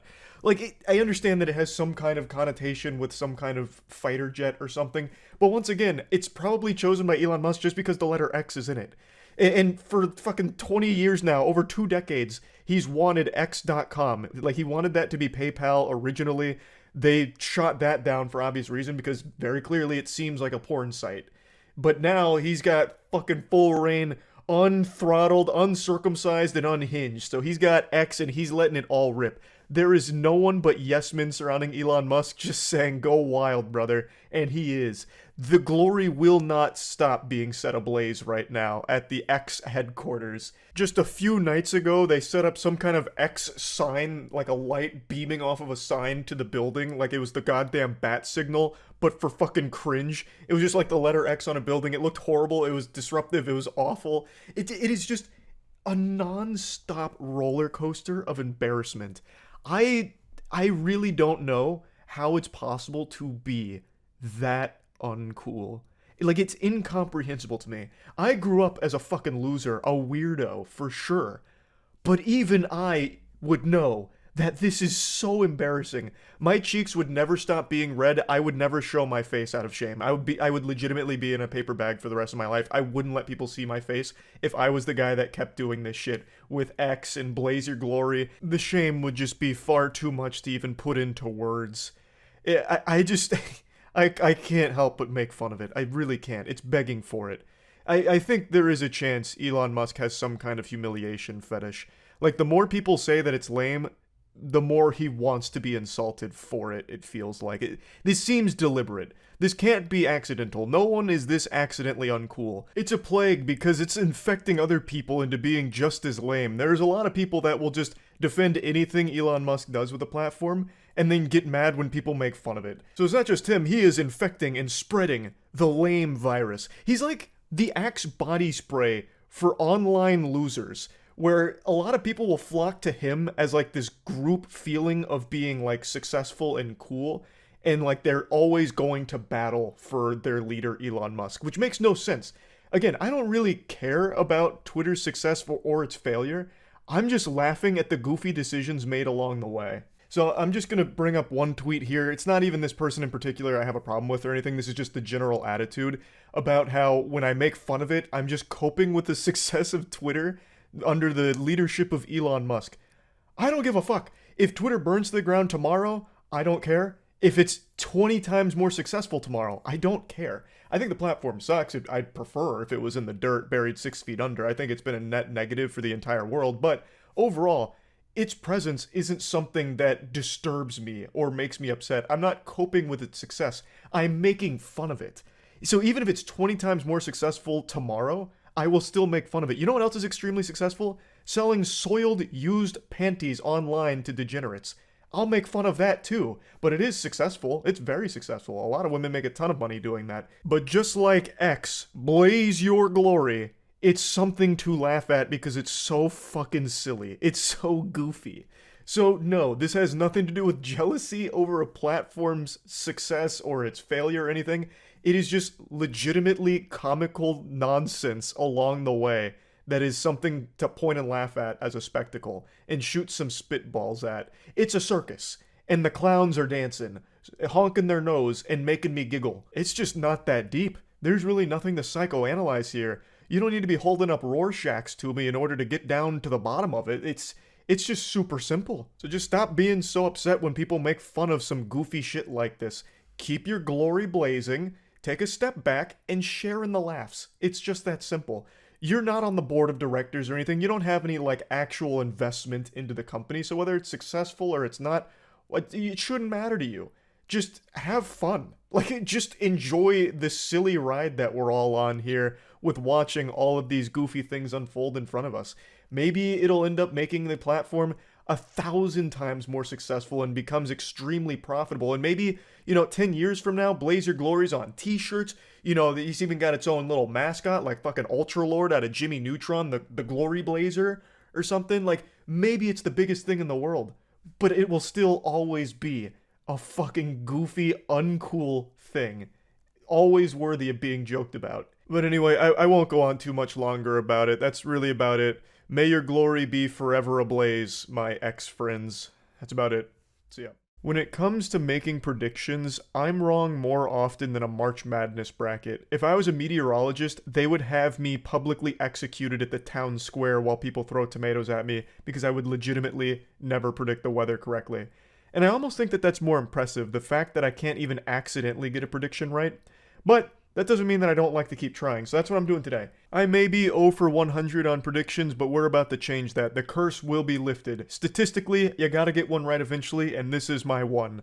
I know for a fact Elon Musk will never fight Mark Zuckerberg in a real fight. Now, maybe they get together in the octagon and play a game of patty cake or a little slap boxing with headgear like it's straight out of SpongeBob karate episode or something, but they will never actually have a fight. For those that don't know, for the last couple months, Elon Musk and Zuckerberg has been posturing that they're going to fight each other, like in a legitimate fight. But I just don't think that's going to happen. I think this is all just publicity and attention because Elon Musk loves attention. He feeds on that more than a plant feeds on sunlight. Elon Musk photosynthesizes attention the same way plants do. It's how he lives. So I think that's the actual motivation here, is just to keep his name in people's mouths. Because there is no way he has ever thrown a punch in his life. His body is built like a tub of mayonnaise. It looks like he's smuggling 6 bowling balls in his torso. I don't think his confusing body geometry would even allow for him to throw a punch. It'd be like trying to stretch a wet spaghetti noodle. There's no way he's ever trained, nor ever even thrown a punch at a punching bag, I don't think. So this would just be a ridiculous fight to take because Mark Zuckerberg, the fucking goofy soulless android straight out of Skynet, actively trains in Brazilian Jiu-Jitsu and actually just won a gold and silver medal in a Jiu-Jitsu tournament a month ago. Which initially that headline didn't impress me because I just assumed Zuckerbot went in there, opened his wallet and paid everyone to just throw against him so he could feel good about himself. But there's footage of the event and he is pretty solid. He is actually pretty talented. It's clear he takes it seriously. He's also just been training with experts as well to become better at it. So this is something that he's serious about. Meanwhile, the only thing Elon Musk is serious about is shit tier memes. Like the crustiest, dankest memes ever that no one can even ironically laugh at. If this was a fighting game, Elon Musk would be in the unusable below F tier ranking. Meanwhile, Zuckerberg would be like C tier. So there's just no chance. Like there's literally no chance Elon Musk would win this fight, and he knows it. Mark Zuckerberg would smoke his meat. Mark Zuckerberg would rip his fucking tongue out and lick his ass with it. Like Elon Musk would truly get brutalized, I think. Even though Elon Musk definitely has some size on him, it doesn't matter because there's no way Elon Musk can use his size unless he tries to do some kind of weird forbidden jutsu where he like oils himself up to get real slippery and like slides around and attacks him like that. Like I don't know what else he could possibly do because he doesn't train. He hasn't trained and he won't train. So he's already planted the seeds of doubt. He made a tweet not too long ago talking about how he might need back surgery. So he's already like alluding to some excuses he could use to get out of this fight to weasel his way out. So I just don't see this fight happening. I really don't see this fight happening at all. But it hasn't stopped the hype train. Elon Musk keeps talking about how it's definitely going to happen, and he even makes like these bold claims about where it's happening and when. Meanwhile, Zuck on Threads, and also, God rest the soul of Threads, that didn't make it more than a month before it died. What a tragically fast demise that platform had. I don't know anyone that still uses Threads except for Zuck now. That's just like his quarantine zone, his containment unit. He just goes in there and speaks, and that's the only thing left on Threads. But anyway, Zuck made this post in response to all of the posts Elon had made about how the fight's, coming up pretty soon. Zuck said, "I love this sport and I've been ready to fight since the day Elon challenged me. If he ever agrees on an actual date, you'll hear it from me. Until then, please assume anything he says has not been agreed on." Which I 100% believe Mark Zuckerberg here because Elon Musk does nothing but make false promises and just make shit up. Like the way Elon Musk talks about it, you'd think the fight's happening this weekend. But meanwhile, there's not a single date that's been agreed upon or anything like that. So there's nothing confirmed here. It is still just a bunch of brouhaha, but I don't think it's ever happening. But it doesn't stop Elon Musk from puffing out his grotesque chest. He keeps making statements like this. So this was in response to Mark Zuckerberg saying, just take everything he says with a grain of salt, but I'm ready to fight whenever. Elon Musk said, "If Zuck wants my tongue," I guess. I don't really know what this emoji's supposed to mean. It now just seems like he's more flirting than anything. So I'm having a hard time deducing these hieroglyphics here. I don't know why he's using that emoji in this fight context, but whatever.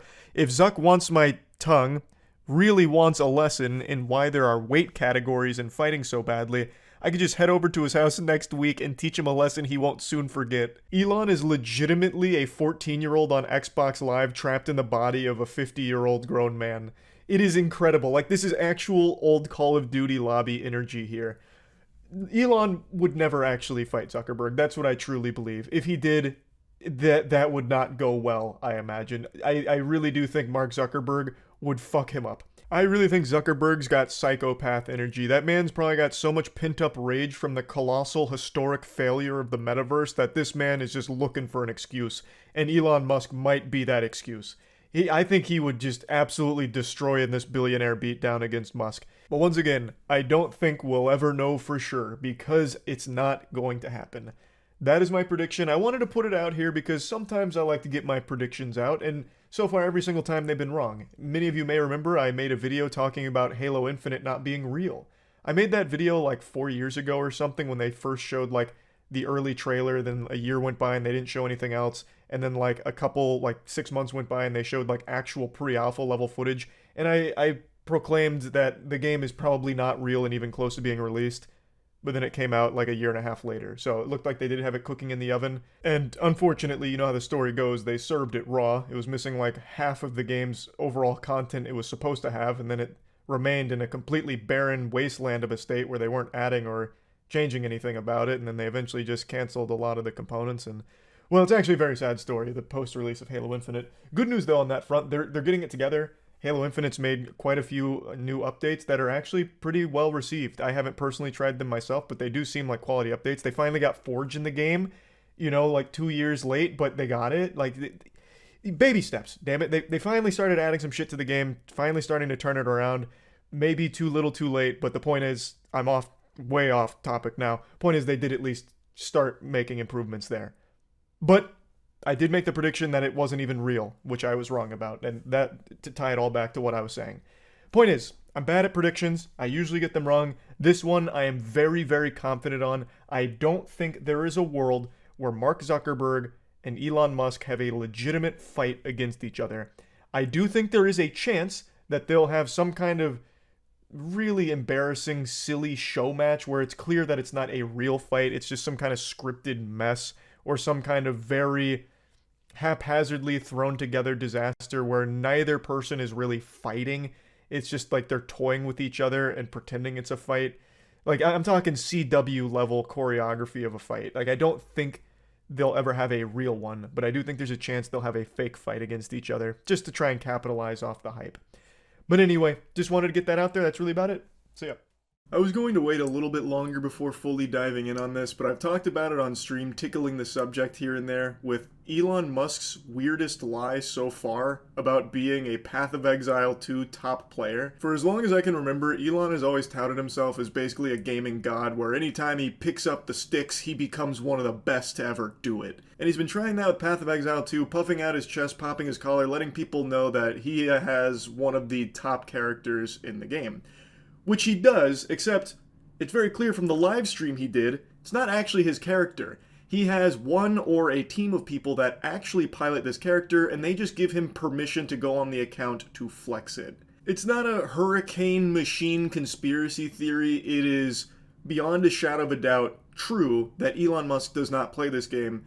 His account that he showed is definitely not played by him. And it's very clear through the live stream, which we'll go through in a moment, because Quinn made a great video breaking it all down to show just how obvious it is. So let's start off with some context. Elon Musk's character is currently level 97, aka rank 12 on hardcore, that's permanent death mode. Currently, what is their highest ranked player? They're level 97, same as Elon Musk. So, I mean, he effectively has been playing, pretty much just doing nothing except playing Path of Exile. So let's just go over some of the things that happened. The reason I wanted to wait a little longer before diving into the spaghetti and meatballs of this is because I wanted to see Elon's response to it, because I know he's seen it. He is more addicted to social media than an Overwatch gooner. He is glued to this shit 24/7, so I am confident he is well aware that the entire gaming community is privy to his fraudulent claims of being one of the top Path of Exile players, and I just wanted to see how he would tackle that, because his responses are always glorious. It's always the most cringe shit imaginable, where he posts like an AI photo of himself as Iron Man. I am Irony Man. You call yourself the Joker, yet you can't take a joke. Ironic. And I wanted to see him do some garbage like that for this, but he hasn't yet, and I just really want to talk about it, because it is so clownish. And he opens up his bank and he goes to a tab called Elon's Maps, which immediately is a little bit of a red flag, because I don't know why you would refer to yourself in third person, but okay, he does that. He then proceeds to walk up to his map device and go to put a map in. The literal first thing you learn upon getting to the end game is how to operate this map device. You're going to start off at a node, and then from that node you can go to adjacent connected maps. Now, Elon, he's trying to click. Oh, he's trying to do the map that's not in the chain. He's just clicking a map repeatedly, trying to access it. He was not eligible to enter that map. I just want you guys to understand, this is one of the highest level hardcore characters in the game. He would have played thousands of maps at this point. I don't know how many of you have ever subjected yourself to the torture of trying to watch an Elon Musk stream, but they are agonizing when he tries to stream a game.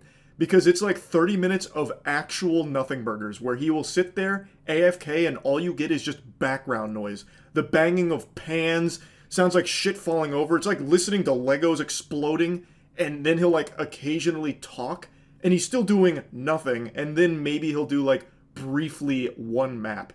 Watching Snoop Dogg stream when he left and just left it running for like a day was more entertaining than trying to sit through an Elon Musk Twitter stream. They're fucking brutal. So Quinn, going through this, cut out a lot of that, and when he's actually trying to play the game, he doesn't know what he's doing. So what he's showing here is he has that tab called Elon's Maps, which is a weird thing to do, but he's a quirky guy. Maybe he refers to himself in the third person. You could maybe try and conjure up some kind of argument there, because he is just so peculiar as an individual that he would do that. But the big smoking gun in this intro is that he doesn't even know how to use the in-game map. He doesn't know what he's doing. Like, I'm not even to that point in the game, yet looking at that map, I can tell you what is and is not accessible just through the basic understanding of how games work. He is clicking on a grayed out node. He is repeatedly clicking on it, expecting something different to happen. It's fucking grayed out, goofball. You clearly can't go there yet. But he doesn't understand it. Anyone who's level 97 is, and you know, we're talking one of the most efficient players in the game, period. There is no way you would do that. Why just like sitting there like some sort of geriatric old man clicking this node, expecting something to happen, and then he finally kind of gives up after a while, and then realizes his mistake. We then get a look at his inventory. So Elon Musk is stuck going into the map and with full bags. If you're an efficient player, you're going to clear a map, you're going to loot the valuable items. And you're going to sell the trash, keep the good stuff, salvage the bad stuff. Everyone knows that. It's not just being an efficient player, it's just being a player in general. Elon Musk goes into it with a full inventory. You don't have to be a Path of Exile player to know that that's pretty stupid. If you're playing a game that revolves around getting loot, why would you go in with no ability of collecting loot? It doesn't make sense. Unless, of course, you're Elon, who doesn't actually play the game and can't wrap his head around that concept that, you know, having a full inventory kind of defeats the whole purpose. You'd want to get rid of your trash. Or if all of that is just treasure, just absolute beautiful loot you don't want to part with, you'd put it in your stash. You wouldn't take it into the map with you because you need the space in your inventory. That is like actual basics. And he's already failing on the most fundamental aspects of playing not only this game, but any games even similar to it. It's actually a rookie mistake that I myself was making when I was first starting this game, where I was just taking unnecessary shit with me. I didn't realize just how quick and easy it was to just go store it or sell it. You can just click a single button, it'll make a portal to the town, and you can just sell it and then go right back through that portal to where you were. You don't lose any time or anything. It's not a hassle or a chore. And it's something that once you start playing the game, you become privy to. But Elon Musk doesn't really play this game, it seems. Yet, somehow has one of the top accounts in the whole fucking hardcore space. How odd. So what I'm doing here is just boosting my shield before battle by meditation. Meditation before battle is always good. And he starts killing monsters. He starts obliterating monsters with his character. But what becomes obviously apparent... Chaos Orb, no loot filter. Is like, no, he's just running past Chaos Orbs! He just ran past the Chaos Orb! Chaos Orbs are one of the most important currencies, and they're also really rare. I have about 140 Exalts. I have like 9 Chaos Orbs, just so you guys understand. This fucking goober doesn't even have the wherewithal to loot one of the most valuable currencies in the game with a Chaos Orb. So I'm 30 hours deep. I've seen one. I've seen one in 30 hours. And he just runs right by it. He doesn't know the game at all. The only thing he loots are completely meaningless waystones. They're not fully meaningless, but for where he's at in the game, it's not what you'd be prioritizing for loot. But the reason he's clicking the waystones is because those are what's highlighted. Meanwhile, Chaos Orb wasn't highlighted, so in Elon Musk's little, like, caveman brain, not shiny, not need. So he just ignores it. He doesn't know the game. It's unfathomable for someone to be in the top ranks without a loot filter. Yet, Elon Musk, the god gamer, he doesn't play with a loot filter. The only thing Elon does pick up are maps, because the default in-game loot filter highlights those. Those things are worthless.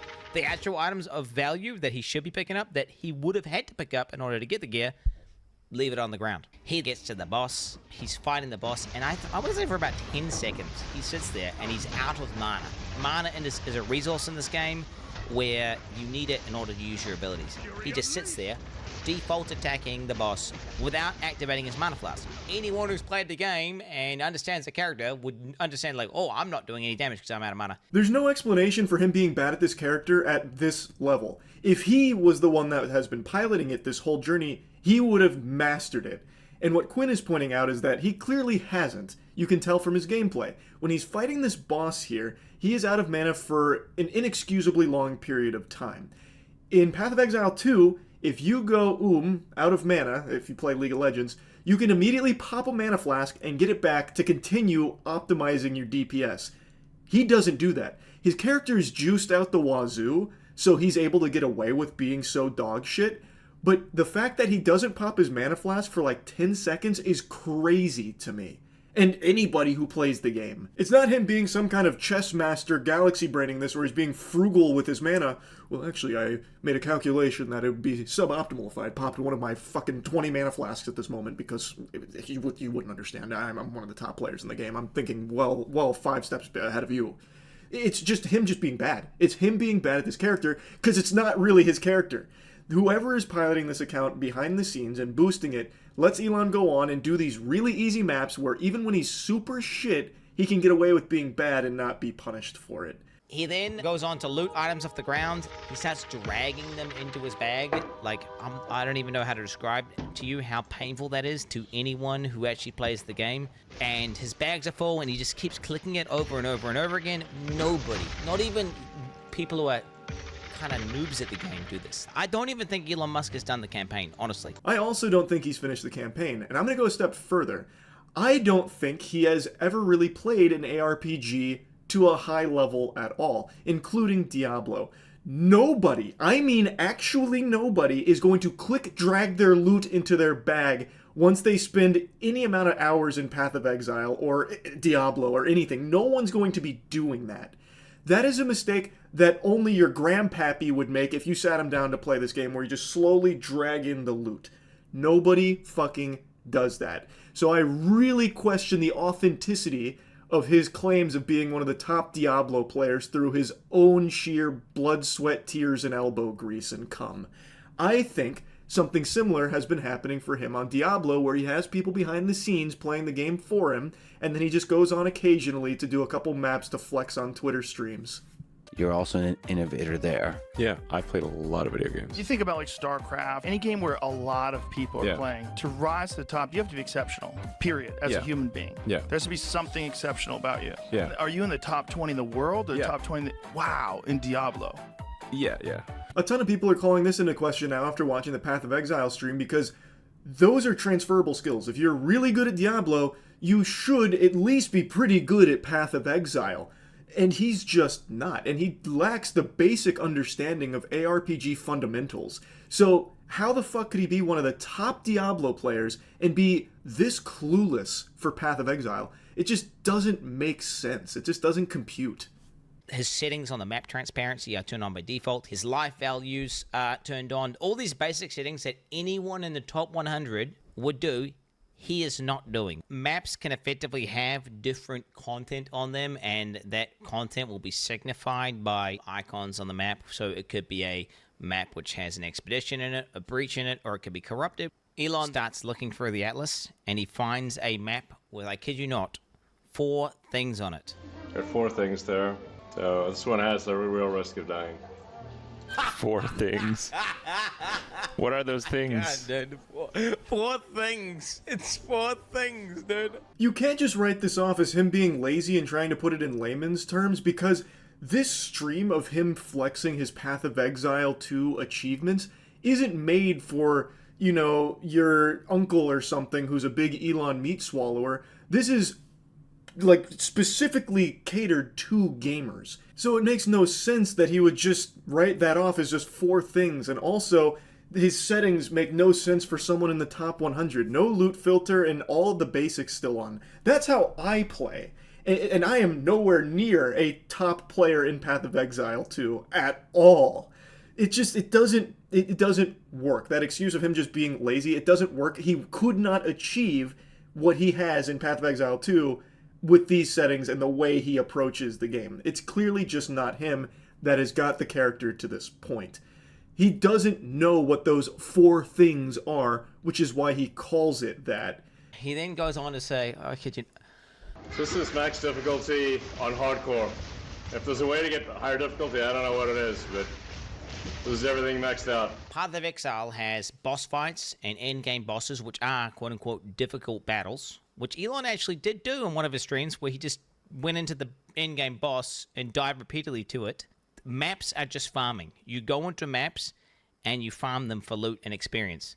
They're not the most difficult battles, and I don't know if he's trying to deceive people watching a stream into thinking that he's doing some insanely hard thing whenever he's literally doing something you do to effectively grind or farm. Listening to Elon talk about Path of Exile 2 is like listening to the out-of-touch writers in CSI, where they'd have things like, yeah, I have all the top scores in every MMORPG ever. I am elite noob slayer. Like, when they try and relate to gamers, that's Elon with Path of Exile 2. It's such a weird thing to lie about, because this isn't a cool thing to anyone that's not already playing Path of Exile 2, but anyone who plays the game would immediately recognize he's just making shit up and doesn't actually know what he's doing or saying. And it's just classic Elon. This is a max difficulty Turbo XL Super Arcade. In fact, I'm the only one that's unlocked this difficulty setting, and I just wish it was a little bit harder, because for someone of my intellect, it's just a bit beneath me. But yeah, this is maxed out difficulty on hardcore. You can see I'm breezing through it. I wish I could increase the difficulty a little bit just to stimulate myself a bit more, but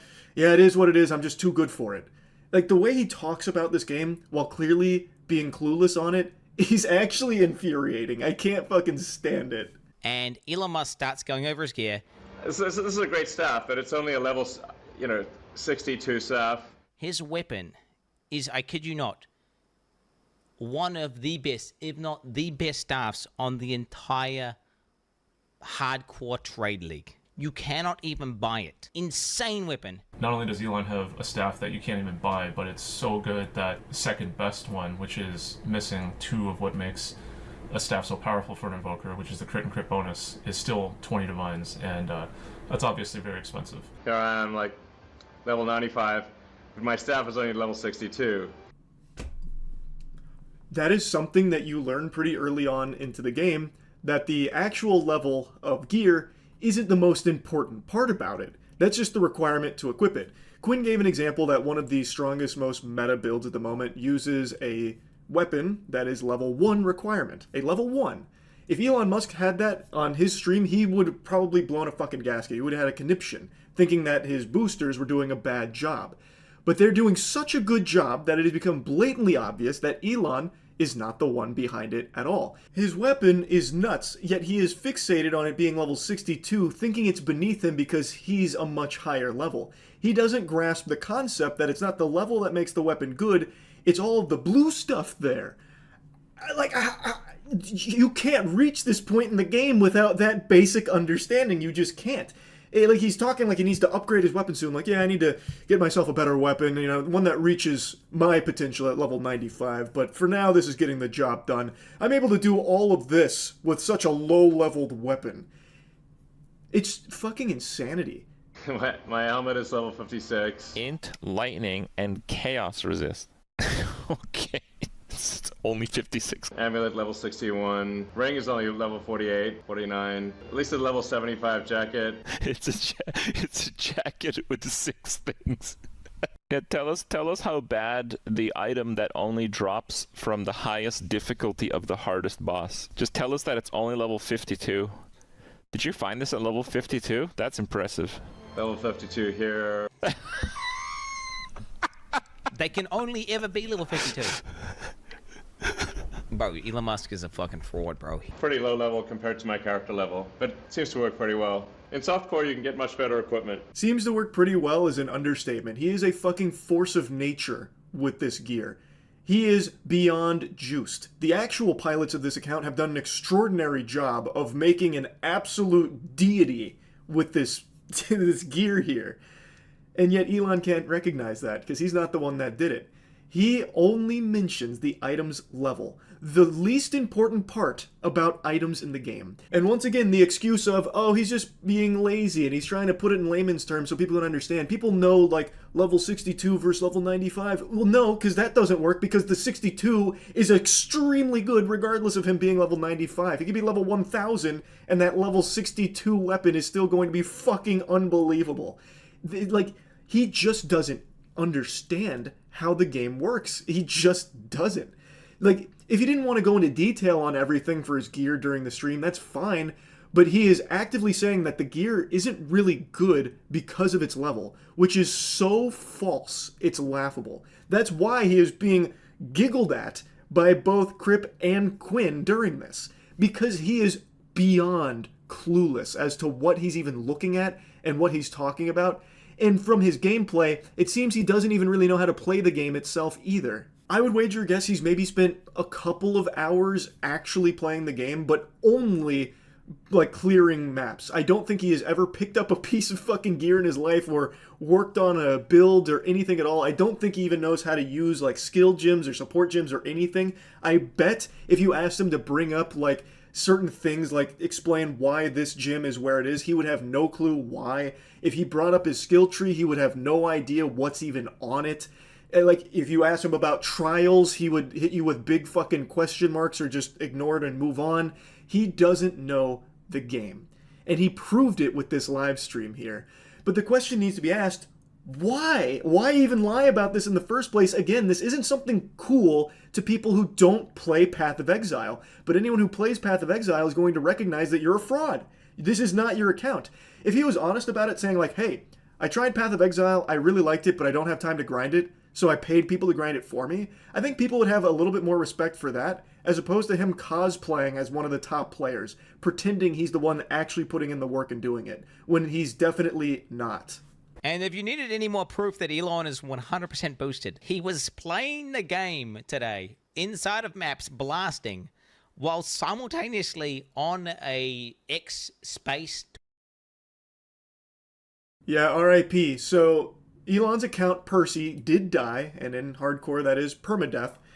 And I'm not sure if it was Elon that died on it, or if one of the people he paid to boost it made a mistake while grinding. I'm not sure.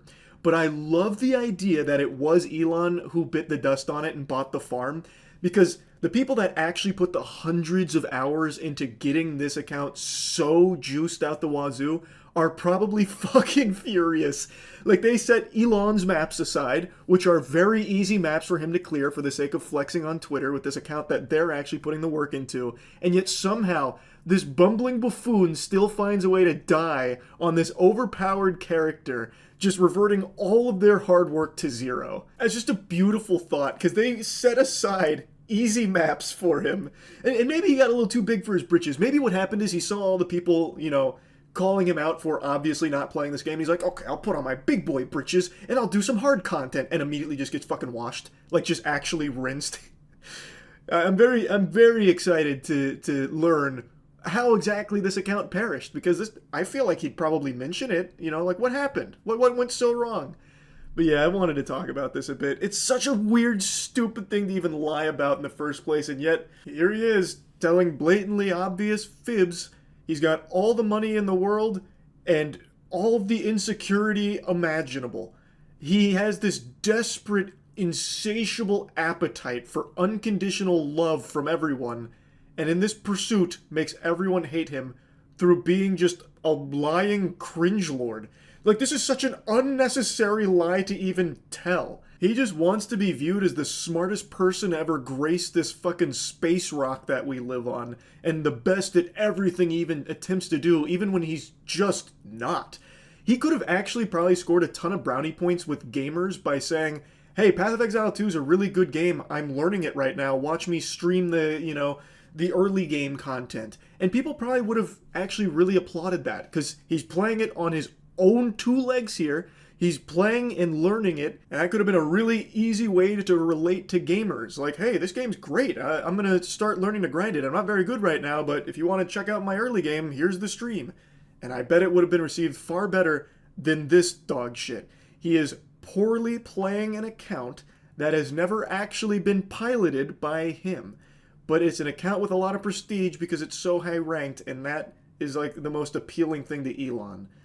It's just, it's nonsensical. He's so fucking cringe, it's crazy. That's about it. So, yeah. Elon Musk is a worm I like to shoot spitballs and throw tomatoes at from time to time, because he is a jaw-droppingly embarrassing specimen of pure cringe that it is impossible to fight the urge to clown on him. Yet, whenever I do, and whenever anyone mentions Elon in a less than flattering way, you will have the most unlovable Cro-Magnon swarm you, dogpiling like it's World War Z zombies, to try and defend Elon from whatever the slight criticism or jokes were about him. These gonad gobblers will always blow my mind, because I don't understand this brain-off worship of Elon Musk. Everything they hype him up to be, he is the opposite. He is not cool. He generates AI images of himself where he's not like this meatball-shaped man. He is not for free speech like they like to hype him up as. He's not a champion of free speech by any means. In fact, I personally think he is someone that is firmly against it in almost every single instance. Like, he personally banned the word cis. He actively bans things that hurt his feelings, and today I think is a great example of that, and hopefully will be a mask-off moment for a lot of people, and open their eyes to the fact that this is not a guy who's for free speech and is not for you. Like, I'm not going to get into it, but do we even need to talk about the H-1B take? Like, come on. He's not looking to hire you. He doesn't want to know you. He doesn't want to employ you. He wants the cheapest labor, and he wants everyone to be constantly fondling his sack and being really, really nice to him because he's our special boy. It's so embarrassing. So, what I want to talk about today is what I think should be a very clear example of how Elon uses his power and where he actually stands on free speech. He is having a textbook crash out over gaming. Earlier this week, Quinn made a beautiful video that's breaking down the fact that Elon Musk is not the one who piloted his Path of Exile 2 account to the top of the leaderboard. It's not a conspiracy, it's not grasping at straws. When you finish that video, and I highly recommend you watch the whole video, it will be very clear, beyond a shadow of a doubt, Elon Musk was not the one who actually got the account to where it was. He instead gets permission from the boosters to play on it and flex it for his Twitter streams. He didn't know the very basic fundamentals of the game. However, I will say that his catastrophe of a stream while trying to show how great he is at gaming was enough to make me get back into grinding Path of Exile 2, because I've been slow rolling it for a while. I was still on cruel difficulty, but then watching Elon the bumbling buffoon try and play Path of Exile was like actual rage bait to get me to go back in and grind hard. So now I'm up to tier 3 waystones in the end game. It's so fucking fun. But anyway, I'm getting sidetracked. The point is, Elon Musk knew nothing about the game. It was very clear. And the big thing about it wasn't even that he had someone boosting his account for him. It's that he was just in this complete denial and trying to convince people that he is the best gamer alive. Like, this game's a little too easy. I'm on max difficulty, you know, swagged out mode, and I'm just kind of breezing through it because I'm just that good at games, that kind of thing. It's his reluctance to just be honest about, like, hey guys, I like this game. I don't have time to grind it, so I paid these people to grind it for me so that way I can get to the end game and, you know, play the content I want. It wouldn't have blown up to this degree. I still think that would have been a little silly, and people would have still absolutely made fun of him for it, but to a lesser degree. It just, what's the point? Why are you paying someone to boost your account? If you like the game, why not just play it on your own time, even if it's not that fast, and even if you're not top of the charts? But for Elon, the reason is because he wants everyone to view him as God's gift to humanity. So, like, I'm one of the best gamers. Check the stats. And he didn't achieve it. It wasn't him. And when Quinn made this video, it very much hurt Elon, because the gamers that he's trying to appeal to were privy to the fact that he's not the gaming god he claims to be. And that damaged him. So I knew he was going to have a comical response, but I didn't expect it would be this absurd. To set the stage for what happens next, Asman and many others covered Quinn's video, as well as other people's content talking about how it was impossible that Elon was the one that actually played on that account because he is just dog shit and knows nothing about the game. Asman covered this, he talked about it, reacted to the video, and today, Elon went on Twitter and had this to say. Asman behaves like a maverick independent, but in reality has to ask his boss for permission before he can do anything. He is not his own man. He then leaked his DMs with Asman, where he said, this is Asman, I'm going to see if my editors might want to make a second account for it. And then Elon replies, sure. Who are these mysterious editors? He actually sounds like that news anchor. Who is this 4chan? Like, how can someone be this fucking out of touch and stupid? I will never cease to be shocked by the absolute idiot potion this guy seems to be boofing on the daily. Like, how? What do you mean, who are these mysterious editors? Do you not know what editors are? Holy shit. So then, Asman explains, 2 guys, links them, and then they basically run the entire YouTube account, lol. So basically any content I post is edited or uploaded by them, and they can just get a cut of the ad rev. It's a super good system, to be honest. Almost everyone on YouTube does it. And then there's a community note there, which says what should be obvious to anyone with a functioning frontal lobe. Elon Musk seems to think Asmongold is an employee with editors overseeing him. That's incorrect. Asmongold's editors are actually his employees. They upload his content for a revenue share. They don't control what he does. And then Elon Musk proceeds to take away Asmongold's checkmark on Twitter. You remember that thing Elon was like really adamant about, how checkmarks were kind of like weaponized? Hey, Elon, you're doing that. So the free speech guy, you're taking away his checkmark because he hurt your feelings, fundamentally shadow banning him, because without a checkmark, his replies and his engagement go way down and you won't really see it anymore. You're shadow banning someone who hurt your feelings. Elon is just that fucking sensitive. In fact, sensitive doesn't even really cover it. Like, my cock gets sensitive when it gets sucked for too long. I'm like, ooh. But, like, that's sensitive. Elon has reached a new level of sensitivity I did not think was even achievable by a human being. It is just fucking flabbergasted by how soft he is. He has all the money in the world, but is beyond insecure to the point that I can't believe he's a real person. This has to be some kind of, like, Android protocol that's been sent from space, from, like, space Redditors, in order to see, like, the limits of cringe that can be pushed. Come on. He's talking about editors and then saying Asmon needs his editor's permission to post things. He lacks the fundamental understanding not only of Path of Exile 2, but of life. Like, of living as a sentient being. How can you even reach that conclusion? I mean, I know how he reached that conclusion because he is a turbo moron who can't, like, activate neurons and think. So he saw the word editor and made the assumption that it's like the editors that will oversee someone's work in the journalism sector. And he gets these dots, these breadcrumbs that he starts connecting from out of fucking nowhere about how, well, Asmon is actually just a pawn of his editors. That's not just wrong, that is just blatant misinformation. He is actively engaging in misinformation, making it seem like Asmon has a puppet master above him, these editors, that he has to answer to. And then he abuses his power to take away his checkmark. He is actively doing all of the things he says he is super against, and all of the people say that he hates and will never do. He does it. I don't see how a single Elon Musk nipple-suckling leech could see this and conjure up some kind of excuse for it. There's no mental gymnastics that could possibly exist to justify this behavior. It's the epitome of everything people hate. It's cringe. It's sensitive. It's an abuse of power. His feelings got hurt, so he used his power as the fucking chief general of Twitter to take away his checkmark because he hurt his feelings. And then he goes on to leak DMs. How could you possibly look at that and be like, no, that makes sense. Elon was in the right here. Like, let's say you just love Elon. You know what? I'm not your dad. You can like whoever you want, like whatever you want. Doesn't matter to me. But why do you have to like something and then love everything they ever do? Why can't you be more receptive to, like, I really like Elon, but this was a bad look. I didn't like what he did here. I think this was pretty embarrassing. That's called being normal. For some reason, people just can't be normal anymore. If you like something, you have to be obsessed with it. You have to fucking love it. You have to be, like, snorting that drug constantly and shut out and hate everyone who pokes holes in it. It's so weird. I don't know why people want to live their life this way. They just want, like, the black and white. Elon good. Anyone who said Elon not good, they're bad. Elon good.